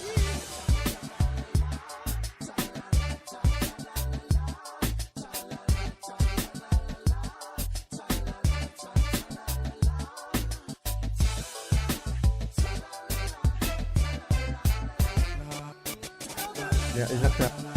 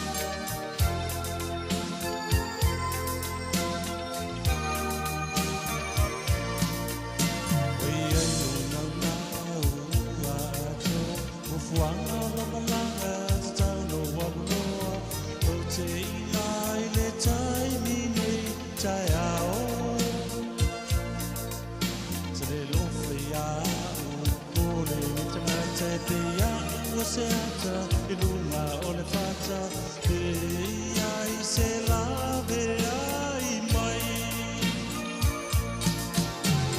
Tai mine tai au O te aina Lea uma sa o miti ai O te whaia Tai mine tai au Pamone mole whatali mai O le au ina I le whawama Tu isa roa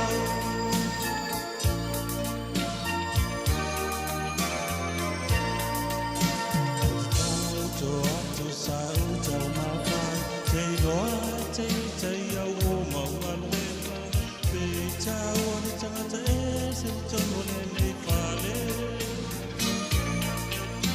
Au mau o lofa Ua ta wala wala Ia maua se tangata Ua le toi a mata Ai ta tala au mai se awanoa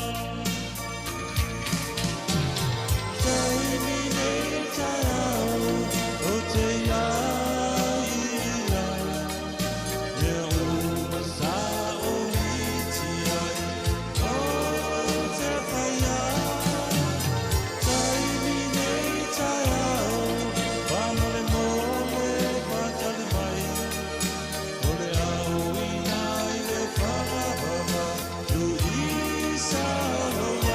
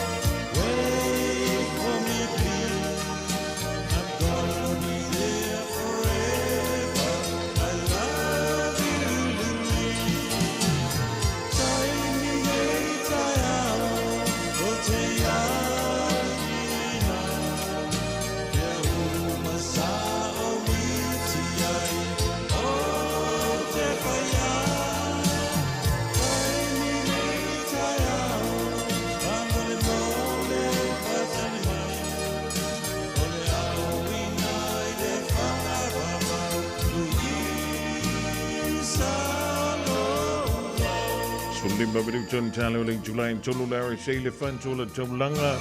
Take me in town, well, no Tuida, Mosina Toma. Tali Yellow Tanto Pulakala may have such Malifyanga Yali way ever been a vine. Suyala Radio Samoa, Charles Yoda way, Tonu Malaman, we have picked you to find out what I'm going to stay me. Hello to my mom.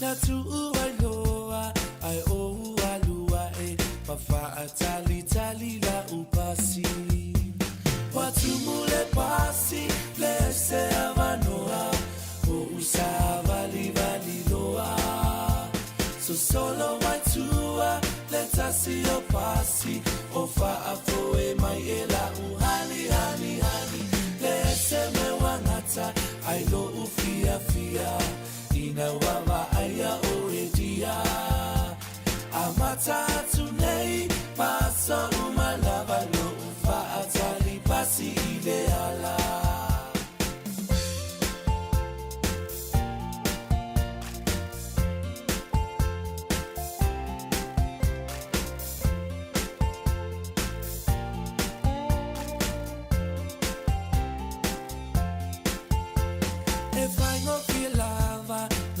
se afatala e tu ile pasi matangata po o se seleni a se fela ukesi se tupe e a ai atamaiti watu mule pasi le se avanoa o usava livali loa so solo mai tua let us see your pasi o fa afoe mai ela uhani hani hani se me wangata ai lo ufia fia ina wawa aya oedia amata tunei paso umalava lo ufa atali pasi ideala watu mule pasi le se avanoa o usava livali loa so solo mai tua let us see your pasi o fa afoe mai ela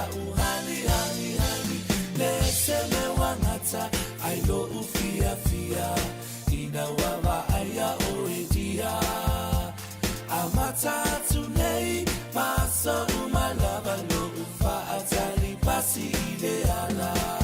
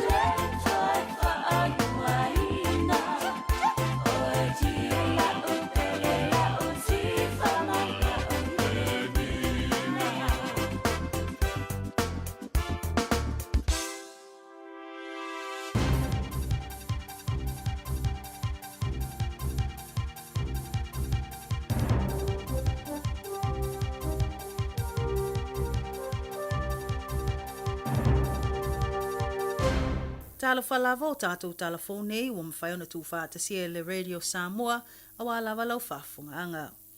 I talo to mua, ua whaamaonia mai reporti a le le tio whaamaloa New Zealand, le Radio New Zealand, le whaamalolo ai le au nanga leo nisi o ona sui o malua malo, ua maua lo lātou whawhawai o ni whaamaumaunga le sao o fua whātatau o le taumawhaino le awamalosi e aveta vale, po le vaenga o tā ua o le alcohol breath tests.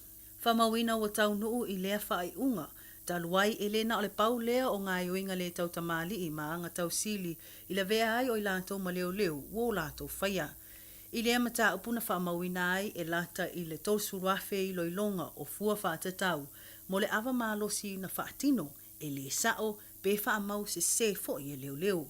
Tā ua na whaato ai loa lava e le auaunanga nei whainga ina ua whaatino se vaenga fo o le whaamau mawina o le maualunga o le malosi o iaile o nā o le tangata aveta vale. O se vaenga na whaatino i loa tonu ma mata i tuina ai le mafuanga. Ua te le aima tā upo e va aia le whetau i o whaamau maunga i le whaia o ia i loilonga. Ma i le alia ai o le nei whaafita auli o le ua maua le whai o suesue ngā leo ia i lātou o lo o a awhia le nei mata upu. E peo na whaalia, e se lau tauris furusui o le au nanga, ua whaia i ai fuafuanga, o no le sa avalia o aia inga mata iala, o le avea ai matangata whainga luenga, ma isi ua matu i atele ngā io inga. Ai ui le leo i ai o ia ta iala, e tu sai ma le whaatinongo ngā luenga, e le o iai se tasi, e ono moli ai moli anga tausol ngā tu la fono. Whamanino i ripoti o isi o mata upu matu i aolo o a awhia ai le tangata i le tasi, e le lua fo i taimi ua ia whai ai nei ngā iwinga. Whaapea fo i le maua o lo o iai nisi o sui si nia leo, na o lātou si la fia mai loa ia whaatinonga. Ua whaamanino mai po le tasi o vai tolu o mata upu o maa ea nei loilonga msuenga ma ua tu ina atu tu si e lapata i ai i lātou. Po ua mae a fo i whaatana noanga, e tu sai mala asanga o le ngālulu e ai leo au nanga leo. Whaamanino e leo o le toa telo i lātou o tu ina atu ai tusi, o lātou talia lapta inga o tu ina atu, ma o lātou whaalia, sa le tatau lava o no lātou whaia, ia ngai o inga. E nisi o tala ua whaalia sa ililinga leo le maliwai o se tamaitai o tā huhu, ma o lātou whailoa, e le o masalo mia le maliwai o lea tangata, o le vaenga o tā o le non-suspicious circumstances, ina ua maualo na tino maliu i le fale i Atkinson Avenue, i lea whaitua o tā huhu.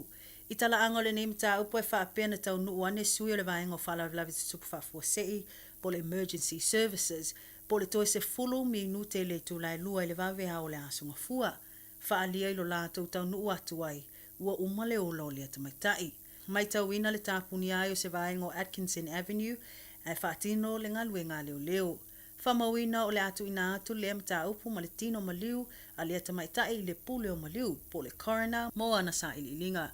Ai ua whaamanino mai le tau nuu atu o whaamaisenga leo mo le ainga a le ua maliu. Ma ua whaasala nei le tō ese se whai pisi nisi e suafa ia Ashik Ali mo le tolu tau sanga i le molianga o le whasiota tangata pa i valea i le maliu wai o Jonathan Walters. O se tangata o whainga luenga a le tauna, ina wala vea whaafuasei i se loli tele al kampania Ali. Whaalia e o atu lava i le lua se fulu tone le mamafo le loli na awhia ai Jonathan, ma e tā ua na mafua o na awhia le ua maliu, o no le o tā ofi o le tā avale. Whamawino le neima tā upuna tūla i mai Victoria Avenue Remuera i le masina o me lua o lua whaa. Ma na tā ua lana vea lea lii au whaatino sana ngaluenga i lea whaetu. E tu sai ma reporti sa le tatau lava o na toi whaonga pe toi whea lua i le nei loli o no tūlanga le saunga le mu ua iai. Pe tai o lea na whaonga mai ua i lava i na awhia i le tangata. I whamtalanga i tu sai ma lea loli na whaalua o na pelongia e Ali le NZTA o le aia avesea le loli mai le toi whaonga ina. Aipanga na te le savali i ana folfolanga. O le pō na tupu ai le whaalavlave whaapea na tū le loli i lunga o sea enga, na whaafua i le solo muli ato o lea loli, ma o inana lave ai lo Walters. Whaamawina na whaawau pea o na alu le loli, pe ama le whaaselau mita le mamao na ngai atu ai whaato atu. Ana maita wina le whaaleanga inai le tele o mea tōtino, e pei o pō mōli, o la au manisi o vaenga. Whaalia le whaamasino ia Justice Graham Lang, o se whaalawilame matau tia tele lea na tupu. Ma o se mata upu sa le ta tau lava o na tupu. Na ia ta ua fo isa ia a li le malo si anga i nā te tau fia i le toi whaanga ino le loli. Se manu e whaasau ina le ola o si tangata. Ai panga nā te le i whaia ala e ta tau wai le pui pui au so se tasi i lunga le awala. Wha pēr le tau aveina o le nei loli. E le ngata ua whale pui pui nei le a li a ua whaatono ina le whaamisino a li ina ia tutongi atu le luas fulu afe ta la New Zealand e tu ina atu mo le ainga o Jonathan Walters. Tato telefona mo le nei tu la whaaftai whaafunga mai, tō whaasoi When you shake her, I bring you summer. Lua mai, washishi mai. Radio summer, radio summer, radio summer. Tisili mai, butulu. Radio Samoa.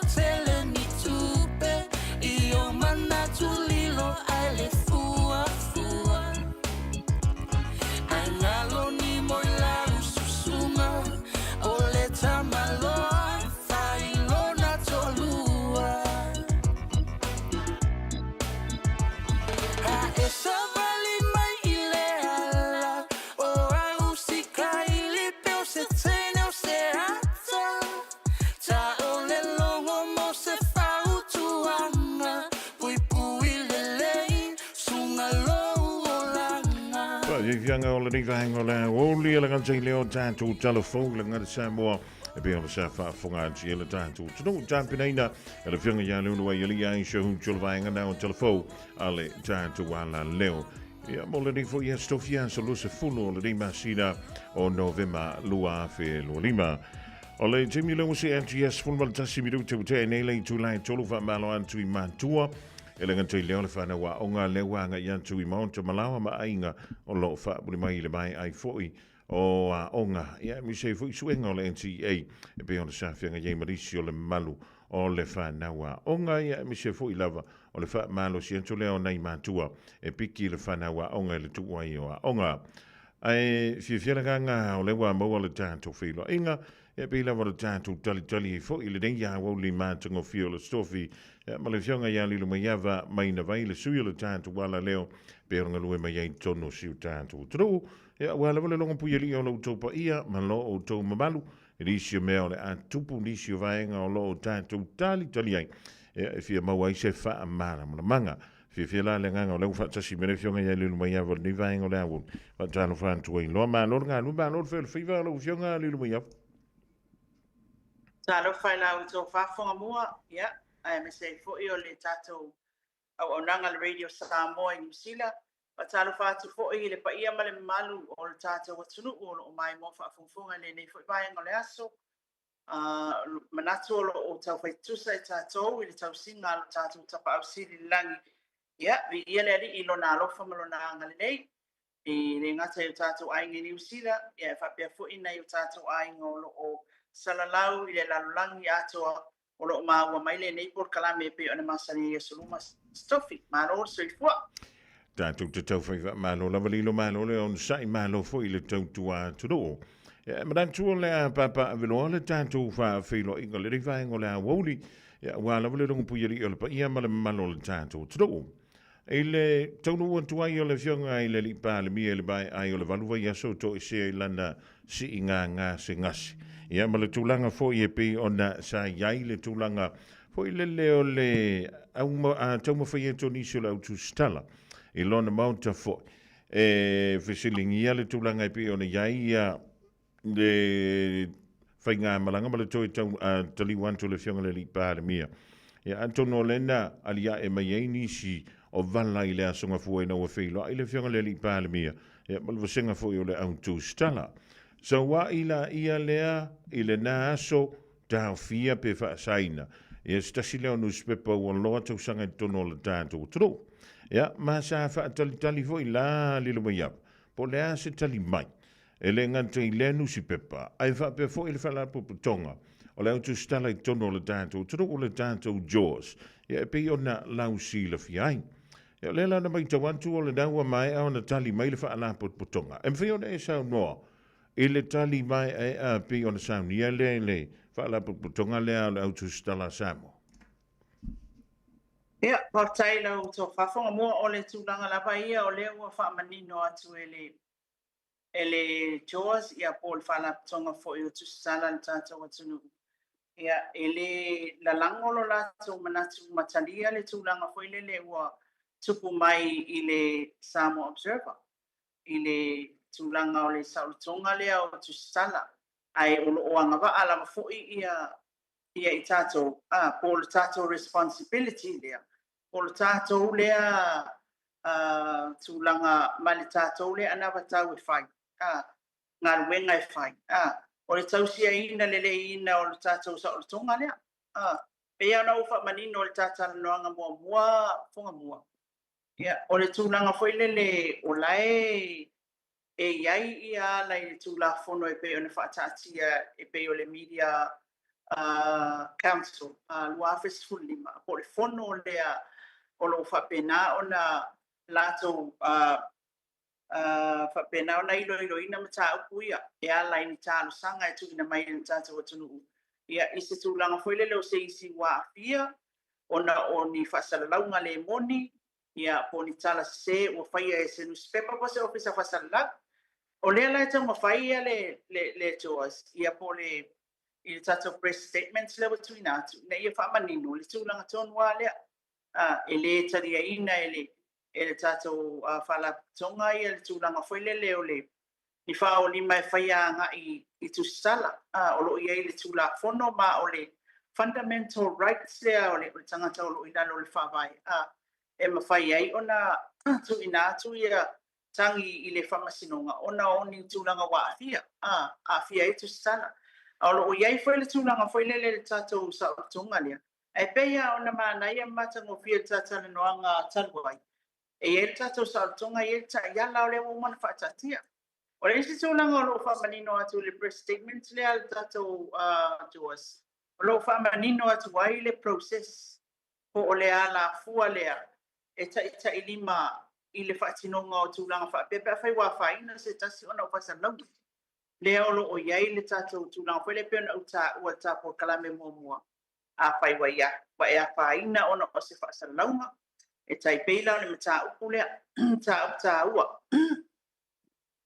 na famaoti lei mai e lauli le mani atoa le afioga le ali'i palemia le tulaga o le moni le tala na fai le observer e fa'apea sa fono ia le afioga atu e lupe ia o le ofisili pulenga o le matagaluega o le palemia ma le kapeneta le ofisili o pulenga o le matagaluega o le vaifafo sa fono ina ia talanoa ina le malanga lena aluai ia lauli i tulaga foi lele e le tatauana faia ni ana fono faavamalo lena alu e si'i gasegase mani e lē moni le tulaga lea le ana toe au mai mulimuli ai le tusi a le tofā agafili e fa'ailoa mai i le Samoa Observer e le sa'o le tautala lena fai so i le manatu la i le tulaga lea waiai le afiaga o le ua afia le tatou malo i se tala e le moni ma le fa'aupuga la tatau ona fa'asa'o le story ma fa'ato'ese atu le Samoa Observer peitai e le o iai se me fa'apena le ala na au mai ai e le afioga le ali'i palemia i lana press conference afiaga na lua o le isi afiaga o le mea lena o ai i le aiga ua afia lou taimi paganoa le taimi paganoa o le afioga le ali'i palemia ma lona aiga o le asa pea ona ou fa'amatalaina a fa'apea la o afiaga na o le ala o mea na e fa'ata'oto atu i luga o le tatou press statement le ua avato le tuas o le ala tonu a lena e fa'atino ai galuega a le susi e mawhai ona tusi mai ia le whaasia lea ma au mai i le tuas o la atou e tau ni maina ia ona tuina atu la ia le tatou media council o la atou e iloiloina ma investigate loa le mataupu ia mawhai aloa la latou whaaipunga ia e tusa o le tulaga lea aia o le whaia nā mea e ia mea so lau pule i tua i le vanofo le iai peila o tulaga lea o le whai ona whaatu ese awa o mea nai au mai ai le tele o whaiunga a le media council whaato ese ia ma ave ese le story ia e iai foi le whaina le e tu ina mai po le sala foi e tu ina mai e le media council tu sala mea na le tau mo whai le tatou associate wha manino atu wa abatu ai lama vaenga o le tula fono na e pei ona wha manino le atu ai ina e a whai o lea wa afia e tatau ona i se tala e le moni ai au foi ona reporti i mea moni mea anoa o tulaga uma o lena supu mai ai le soso mea uma o tulaga na le ua avatu ai e avatu ai la ma le fa'aupuga e fa'apea o le mataupu ua foi nei ua pea nai le Samoa Observer pe ua fa'amalolo le tumau e Samoa Observer mai le au ai i tonu o le press conference a le palemia e sama naia ia pe ana whaapea e maua le tūlanga whaile le e tilo anga le process lea tātou le tūla whono e le whionga le ni palemia o le whaia le na whaiunga ia o la whaia au mai e ina ia i le tūlanga whaile le e tatau o na tilo toa iai i le tūlanga lea mo le tātou nofo le le awa e mālamalama iai tūlanga umba o le awala o le ala o whai o mea ia matulanga o mawhapena ina ia i loa le tātou susi tūlanga le e pei o lena na tele a wha upunga fo ie wha au matongi mai tātou susi mawhapea mai ia wa ngofo kele wa ungi kele ngofo ele whai a kose press statement ia o le mau ia le asosi o lena tau tilo po le atonu ale le matau ele tusi mai fo ele malo ia tātou po le whionga le li palemia e whapea mai le mea la ua le ustaia Samoa Observer le tusi na tuina atu e le CEO o le palemia ma le kapeneta tagaluega ina ia mawhai ona ave ese le story whaasa o lei ia be whaato ese mai fo ia mawhai ona ngā lue atuanga e leisi tūlanga papena, le ala whailana. Wa watu tonu ia ele joa silanga press statement. Ala tūla whono more process, ina ia tau whai māla malama umai tu e lua. Ile mata kulea whomo. O lono winga la a whaapea le uia ia ala loa iana o le process le te tau. E le mawhai ala na whaise tūlanga fo ile le newspaper Samoa Observer lea. Tanto wa mata mai e le fontanga le pe on ta ua I whaululunga mtanga alwenga e lua. E o mai eila le mta upulen tula mai la sa.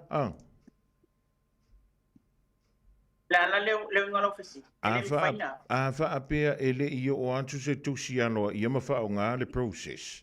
E le ia la se mem whaiona whaatino I le tūlanga lea. Wala mta upu, po o mta upu e taunau o le whaamsino. O le selena le whai mai. O angi si whamakalanga e koe wakuia o mole o kou kikiro sale story option. Ia. Leo atu si mai ia le awhengi, ia le ofisilio kulenga o le official palmi, ia marka penita. O ala ni si whamai, o le upuna le ai o le ala o mea. Ia. E tu si mai mo le whamawina, na final investigation, e awe lunga le fono sili lea le Media Council. O lawa i tu la fono na Media Council Act lo office for limbo. Ia mana tua ko, o le tatou associate is a statutory body. Ele o se associate fo ele ngale skala I le MC o le. Ele skala kai o le Amerika ko parliament. O le mea lalinga, e ka kawana ma fai tau le le tu la fono. E te tau ona fai tau le tu la fono. Ngan biai le process. E tu si mai fa basenga uma mai ia au mai le fa sea. O a afianga o le ale makaukia o le mea lenga kupu. Wa whapena ona yeise afianga tu mau I lunga o le tangata lea ilona tau le leia ilona mea ma whapenga mai lola ia leini investigate awe lunga le Media Council whai lola le fofanga le pe ona uwhai atu iai kepu awe kua le story whai le whako esenga iai fo le whaine iai fo le mea ale kalia inga whai le whasalanga ale Media Council iai mea umaia whangapu Le le ma no fa o lo winga la le pe ia mai tau to fo ile ele iuia ele iuia va enga ia e pe o le mafu anga na le tu si mai ai lo la fa la tonga e anga ia tu le fionga le li pa le mia fa tau la fa unga le tau fi ai pe na i lo la le Samoa Observer mo le toi a ia tu ni si o fa tal no ia o le o fa tang ia fa o lo a watu le fa la tonga o le source o tu sala le fionga le li pa le mia sanga yane lana fionga ile tulanga wa ile sa ya pol fa sa fo yo no ofisa wai ma walunga le ofisa le fionga le lipan mi ha tata wa tunu fonga po mari valvalusia alfa ina ia mafai ona ile tulanga fo ile o le tsala yai yala o me fatino ile tulanga le ia malesina mele wa ba kuloa I el tatu joas ia vaenga na tula fono se toi fa manatu tu tatu tu sale ai e ko kele sa loko ia no le ia vaenga tula fono le e mafai ona tatu tilo le fa tino ele tatu manbe mai le temilena tau fia ile a we antol observer o mal temilde wo se tal sanga foi le observer na le Jaws I le tulanga pe ona ia le tula fono le te sa noi tal sanga la molea ile toe ile so ta ile yo ye pe tu si foi le ye toe mo mai so la to wa no mole fa tandanga le fionga le li pal mi le va ya so le va so le ai ele yo mai sanga Samoa Observer o le press statements la va ia ale Jaws ia o lo anga ba ai la lo le tula fono foi fai ai la na executive o la na board ia se press statement e fa ai lo atu ai tulanga o tu matula mai ma ona fa manino le ia le tula fono ma le tatianga o lo tatia mai ai o se tu se la observer ai mai I le tulanga le ai langa e pain fa kasika ko be fai mai ai le skala la le tos wa e financial members e tawana e bailout la skala la tos be le skala pele ai o le e fusia fa tasta tu la fono le au tu sa le wa apa tu ai le aule o le tos e fa manino tu langa umai ma le vala le ai tu sai o fa tatianga wa ai o le vanga ai 2015 Media Council Ola ye mai ngale procedure. Lele. A whaila o le hua mai on the release le press statement le Jaws. A whaila o atuan tahi au ai pea whapele whatonu wina le press conference ma le fionga le li pālemia o lo o whaatu ma wina lo na whirangalo le eise kaimi. La se stulanga le se sila ye le tātou whalo tonga leo tustala i sa mua pea whapele tafol whirangalo le fionga le li pālemia.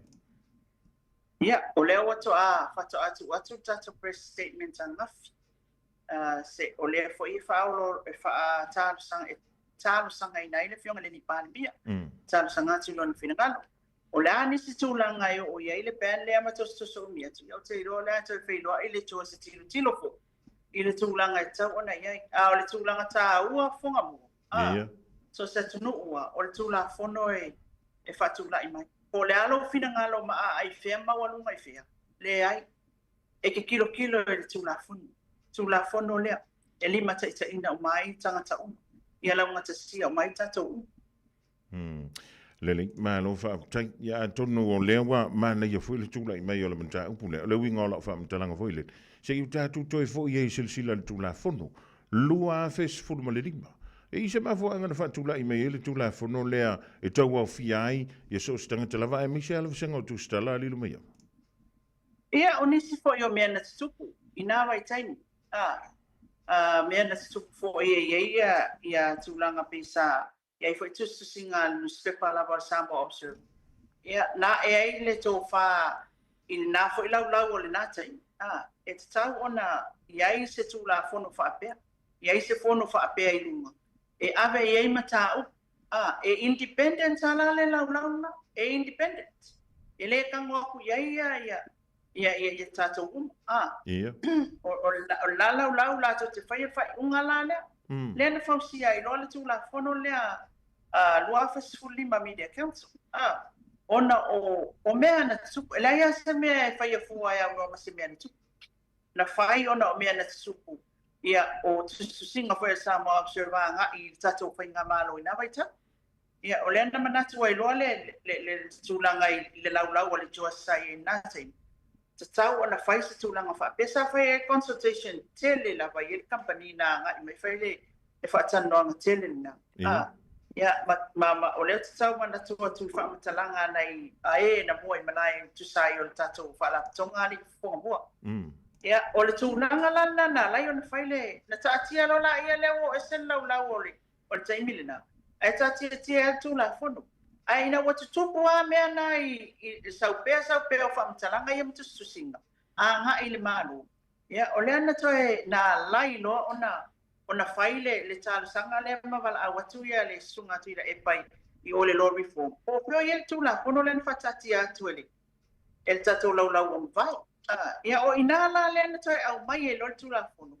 Au mai loa awe lo I kailea lai o na tatou awa temina. What deregister le Jaws from MCO.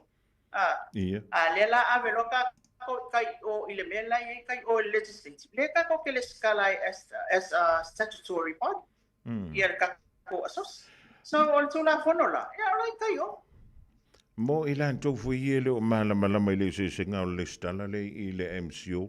Ma le stala le tai o le parliament le lo mai. Feo ne sa no le se singa o me yelo. O le MCO lo mtanga venga lea.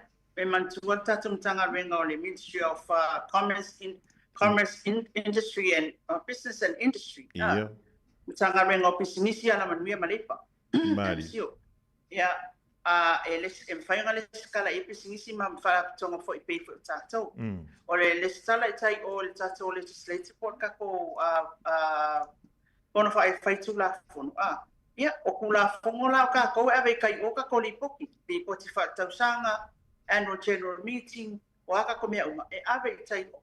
O le tato tula fono la na len whaatatia o le iei nei. O le malo. I to tono tula fono na o manatua mea nei fonga mua langa lewa. O pēra o le tapo le kula fono. O lai pai inda le government.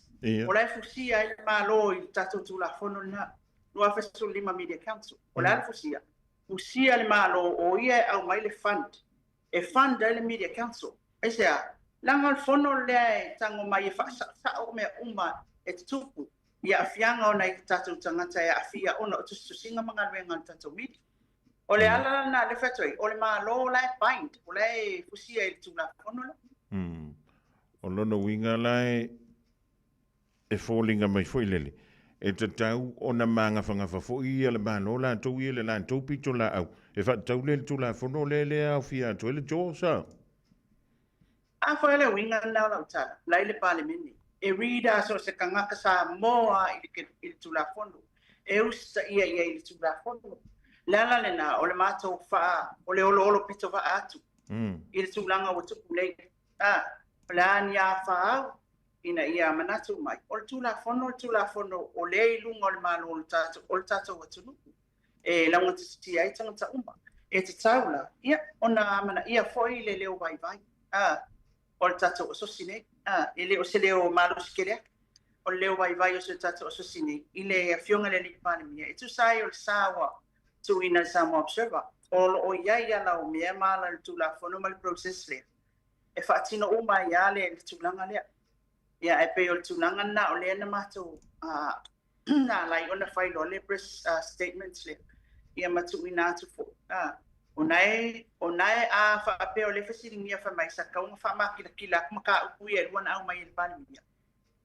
Ta upui e rua. O le seo le story la Observer le whako esi. O le o le fale o le pale mia e lona taimi panga noa. Ma fosil ka o ko. A whai o le te manatu e wha malamlama a e whai tau le lei i le press statement. Whai tau le 2015 Media Council. Na e whai tau le leila ia leinga o le process le ngā le whainga o mea. Ma to tele o points le 5 o ai e sao po le Observer po o le malo se po le Observer sao po le malo sao e se le Observer le ai. Na ua abatu whalaua i tele atu i ina ia tātou manino le, e le ngata le manino le malo, te whamanatu tula fono, manino le Observer i le tula fono, ma le me tauna whai ele tu sara. Ai ia whamanatu fo i tātou tu sara e le whapea e kau ki whamai o le freedom le, o le press e mama ngai saulo le whamai. Nanga maa koe ama, le winga lau tala le langa i ia mea ia le tu pai.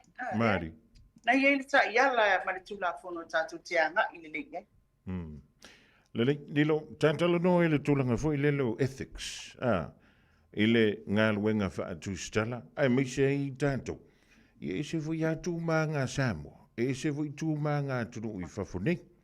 Ia mai ele mawhai foi ngai ngofunga fua e sau malo sioki se tu lo le whafonga ngā le tunu. O nei anu le wha peke alo so e mai sau story foi lele il pal mio New Zealand po Australia. Oi, e kuri oi whaf. O le winga o lautala. E iei le dress code. E iei foi tūmang. E whai ei mea umalawa. O le asil sila le Jaws i ethics. A le utu stala i tono le tātou turu ule rei waita. Code of elua mea. Code of ethics o le tula fono e ta iala ina ila wa miu. Patino hola o ngalwenga. Code of practice.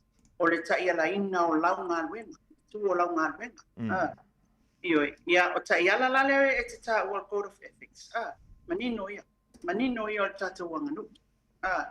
E o le tātou wanganu e peke whai mai nge ia whamairanga o mākora o whai news. Ia la kumara o whai. Ai ke alu sen, lea ia te tau ona e sunto ia. O le tātou wanganu e mamanu. Mai whaalano ngia fo. Rua. O le tangata le te anga i whai se interview. O le tangata, o le taitai o le atunu, o le pāle mia. Mari. Ioi, pāle mia. O le alo lau pina ngalo ia. E alo mako pau tūlanga lea. E te tauna e alo maluso, le ai. E te tauna e tilo, o lea te anga i interview le pandemia. E o whai kako press conference. E ia si o kako e wakua ma o whai lunga le official pandemia, kuli fa for percent. E sea, tanga lai sao. E whawhenga e alo malo o whai fongo le pandemia. E mamalu, e wha alo ngia o le no whala, no whala atunu. E no wha mai eile le tangata o tofia, a le no whala atunu. O ai la ka ke waku ai malele mamanu lea i le mfuale. E te tau o na whaalo ngia. O lo iai lawa ia tatou sa iala na o a mio, lau a mionga tau lea e tau talafo. E te tau tala maleava, ma le whaano alo. E le whapea e ke alako e whaaria kulo, whesiri kusa o male. Ngai whapea le o lana e whai le lei i le tatou wanganu uma le tatou ngangana lau whesiri. E sili whaalo alo atu pea, whai mai le fionga i le pandemia, whaalo alo atu, whaalo alo mai. o le tulaga na e tau ona iai o loo iai totonu o le tatou code of ethics ia tulaga umana alii fogamua a o loo iai foi kako code of practice ia tulaga foi na le faiga o laugaluega le faatinoga o laugaluega e le uana ala na fai le code of practice le teiloa o le story al Samoa Observer na matai ona fai le e mantua le story foi lea i se tasi foi o alo le tatou atunuu lea na ia se fa'alaulava sa tupu i taupusi le holo o inā na mafua le te manatua na mafua i ona fafau le code of practice ina ia mafai ona sa valivalia ia le tulaga o le fa'atinoga o lelei o le tatou galuega e amanaʻia ai le right o le tagata la o mataupu ma'ale'ale ma le tamali'aga o le tagata soifua e te fa'aloalo iai ia kai pei foi la o le fa'atinoga o le tatou galuega o le asa o te tumau a'u ia le tulaga lea o le aga'i atu i le tatou i le afioga le li'i palemi i lona taimi paganoa lae fai malōloga o laua maua le avanoa o le palemia ma lona aiga ua lē vaua lokoko iki akoa le valu ai aso o i fapu le fata'ataunu mai e tau ona tu'u le avanoa ia mamanaʻia fo i le itu o le fa'aloalo ia le tulaga o lo'u iai le afioga le li'i palemia o lea foi ua fai mai le e afio mai e o se'i o atu le ofisa i ese taimi ioi tele ale taimi ia ae ona o le logosaʻia la le alana le ua alai ona tatou fa'amaʻiti atu e le o fa'uatu'ina atu le press statement lea ia mo le falauʻiteleina ma toe avatu ai vaega na o tulafonu ina ia taga'i e ia tatou tusitala Malo fa tanya le mai yava ya tonu na yini si o mata upu sa fa pele ona tulai mai ile mai ai le tanto filo inga le fio le solu le so naf ya ma le so ya wan fa mo le so ata ma le davi so asa o le aso ata au funga bua ya o le ai ia nisi o pai unga o le atu ina mai o le tato o tango tato palot mari ia le upa manino mai o tai au le lau ina le pawana le ufa mai o tai au lau ai ia lona winga e anga I fo I tatou tai o le ale tulaga o iai le mataupu le latou laulauina o I tumalo foi e aufia ai ia sa fatatasi ia o fa'asale le agalua ia o le mataupu ia falealililua ia o vai maugalua la leo te le o mautinoa pe lau taeau ia ua o isi mataupu ia ua toe fa'aui'i tua e fa'asale le agatolu fa'asale le agalima ia o le aiga I le tai o le toe fa'aui'i tua ai o le mataupu o falealili tasi le vaotoe lupe ma tuiloga ia o lea ua mai ai le tunga fora la stolu le fa'apea e toe aga'i atu ai mo le iloiloga a le fa'amasinoga fogamu o le tala lana mo taeao I tatou tolaulauina o nisi o fa'ai'uga o le palota o tagi o le palota o le isi mataupu o lena talanoa le asolua le'i maua se tatou tala I le mataupu e fa'asaga I moliaga o tole'afoa ma ainu'u le ungali foi lea ua e onga le Samoa ma o tauvi'iga o le atua program ia o lea ua na aina fa'apea na vala'au le auautu matou o ese mai ma le fa'amasinoga ia o lea ua maua mai le tala e fa'apea ia ua tali tete'i ia tole'afua ma ainu'u I o lamoliaga ia o lea lau atu'uina mai ai le asaparai o le vai asofou e fai ai le tolaulauga le iloiloga al fa'amasinoga o le talosaga ua tu'uina atu e tole'afua ma ainu'u ina ia mawhai ona tu'ua le atunu'u ma le fa'amasinoga o atunu'u mamau e leave jurisdiction o le application lalega ia o lea na iloilo le fa'amasinoga pe talia pe leai fo'i I le asfarai le vai asofou ia na pauna mea mai le court o le o te o maua le so ia o le taeao nei fo'i ali'i fogamua o lea maua na tala fa'apea na fa'ailoga ai le selau fa'asefulutausaga ia le savali le selau fa'asefulutausaga o le Fiji School of Medicine I nei manatua le Fiji School of Medicine ia to'atele tatou foma'i sa ha'o'oga ia o te sau nei la le taeao ae uma mai loma le solo au'u mo umi e fogu e kauke makamaka fo'i po ai nei foma'i matutua sa tautua le tatou atunuu o le saui atu I le a'oga lea mamau ai lo latou fa'ailoga fa'afoma'i maga'i mai matautua ia Samoa ia a o lea ua fa'ailoa mai o se lau fa'asefulu tausaga o le foi o le foi au ia o le tele lan tautua malava mo le tātou atunu o ala i le whaafaileleina ma le awaoina ia tamamai ma ia maua whailunga o ali i matamai taifo mai mo le tātou atunu. La o ngale lilo mai ava te tā ua e isa pi tanga ma se so tanga i le University of Pacifica le ialafu. Ia, peia, o le se kausu e akupo le ale le so tanga. Ai o te iloa peia i isi na so tanga o le aonga lea. A Fiji School of Medicine o te paule mea o te iloa o le toa tele i o tātou fōma ina onga mai e ina.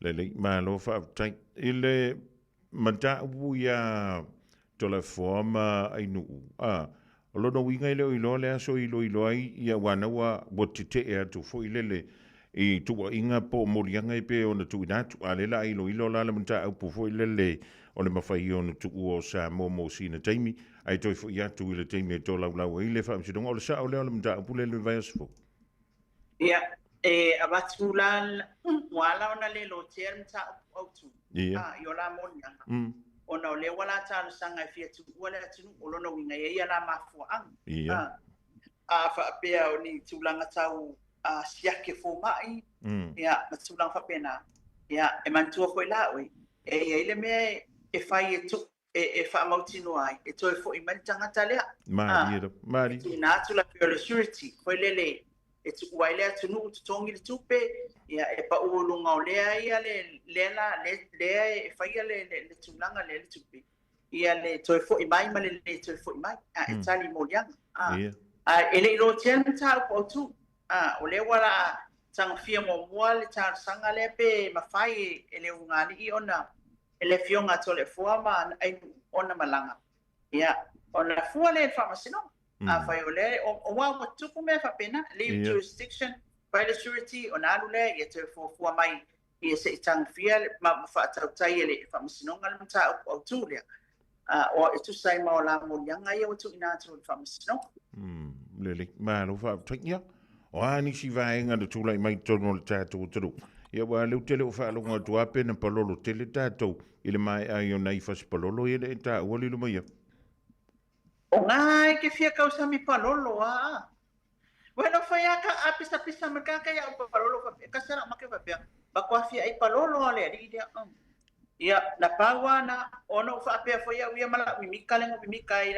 o palolo le na ai la sa fa pia foi ai ato tele ni si palolo e mau mai ia ile se nga pawa ia nga penga nga pasi marking yo palolo fa e mo kasi lang fa alo ngai uya nga mau so mo watulo awa le tsala na macho ru falata ele umi na ba ai ele ai ko e liswa ba ele umi na ba ai te liswa ba lo no winga na ya ngal pau fa nga mo ngi kau sanga ono sa i mai ba ai ke no me fa nga fa calmano na foi le ngol ka mai me fa ngale le kama i mea fa pe ele kele na mo ko kama i mea ngale fa ku aso siku ai pe lo sala e mo ku kala ngi sila ka wo kama i mea ngape ai o te lo na fa na me mo wal palolo na faltan malo o te lo na fa tau foi faltan malo na ngai kele ku pe mo wa ya i fa tau foi faltan malo ta so fali ai i apiani ya ai on sa ia oi fonga mua lea o tu ai okay lo anga ke lo fia ka usami palolo ma se ma ai fai asa ma se ku ai ya la ka usama fo ya pe au dia le lo famba le anga le tu ai mu le ya lo fala ya na mo wa tu ai le sina palolo mo ma lo fa tai ya o ani si va enga ile to lo ngai na le tanto por la me on si le fia le pa ia ma lo le tanto tu ja wel daar we is vol we is mo mo ding ma si no novem ja no mo foi la ia ka ko ve sir kausang wa ka ko pepe lo foi le pese ka mi ko ngu ol police ta por que ya o aso ane ol police ta por que wa foi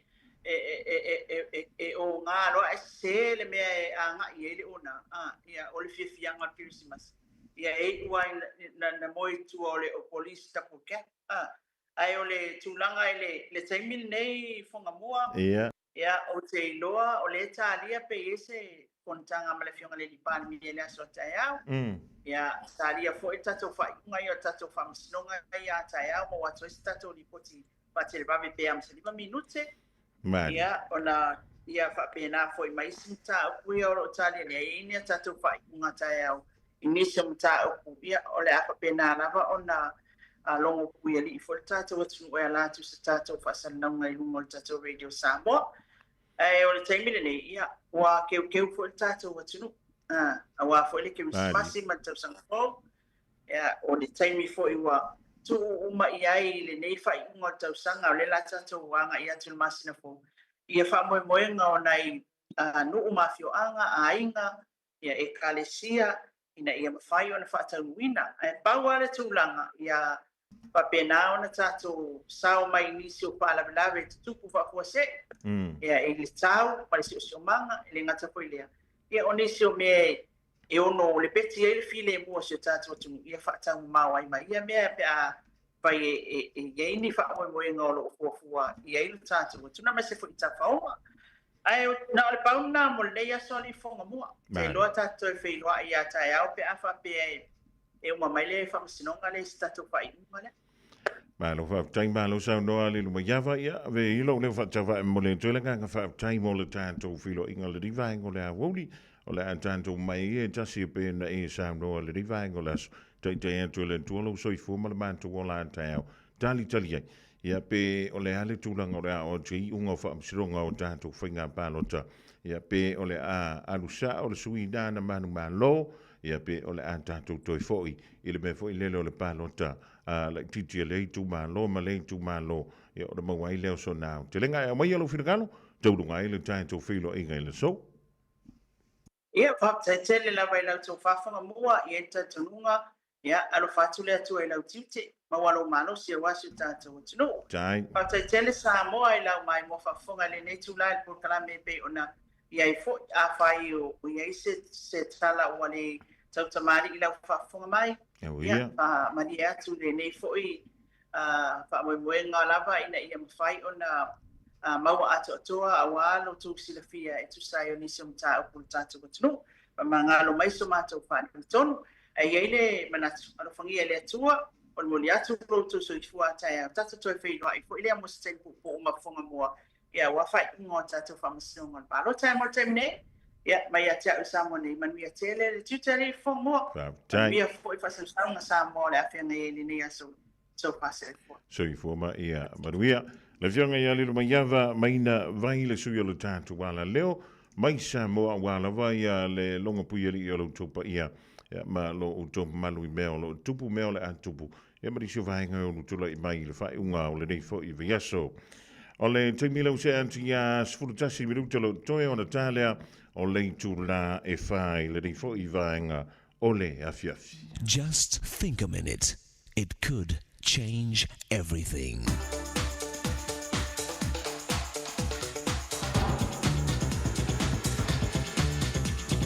Think a minute. Ever hear parents say that one of their children was an accident?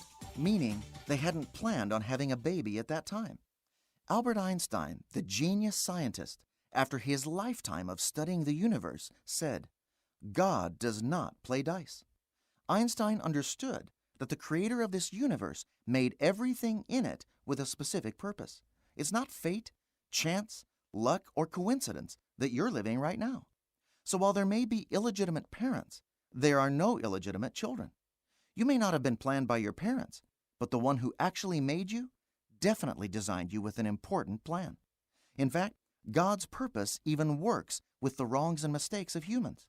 Although God himself never makes mistakes or has accidents, he has a reason for everything he creates, every plant, every animal, and every person. It doesn't matter if your parents were good or bad. God knew that those two people had exactly the right genetic makeup and DNA to perfectly design and custom make you.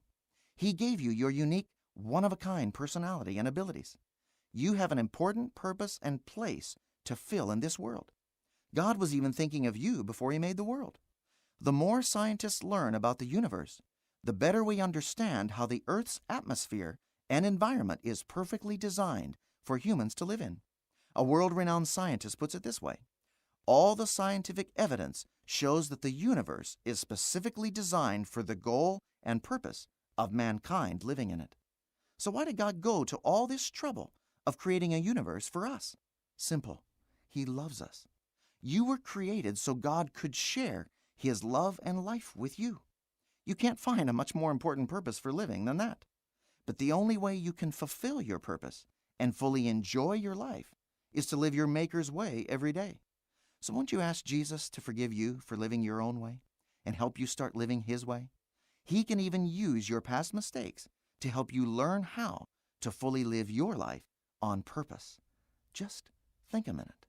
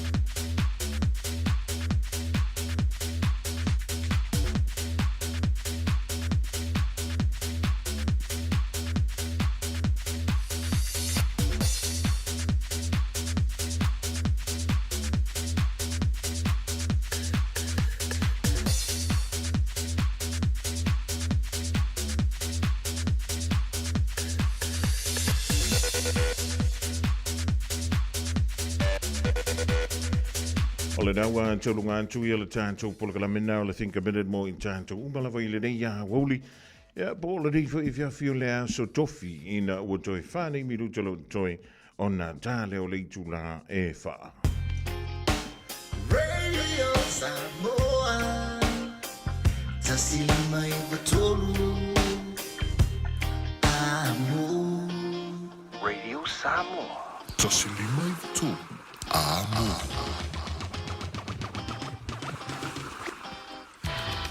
O le antuna ngangu whakti tele Samoa mo le tātou mawhtanga mai le awa uli ana le lasi o le me fo le ring taimi laso la singana o le tauta mali e le tātou mawhtanga e poto le tautai e le taimi sasi e lana ai te to le tuolo tau soifua e mala mātou wala tātou toi whiloi e lunga o pēha ungalungalu o le e le awa uli a tai au i lona lofa ma lona anga le lei maru te leina lau singa o toi o le rei e viafi e tātou whisila wha iai lona Whirakalo, ia bea tusa i lea mai tātou.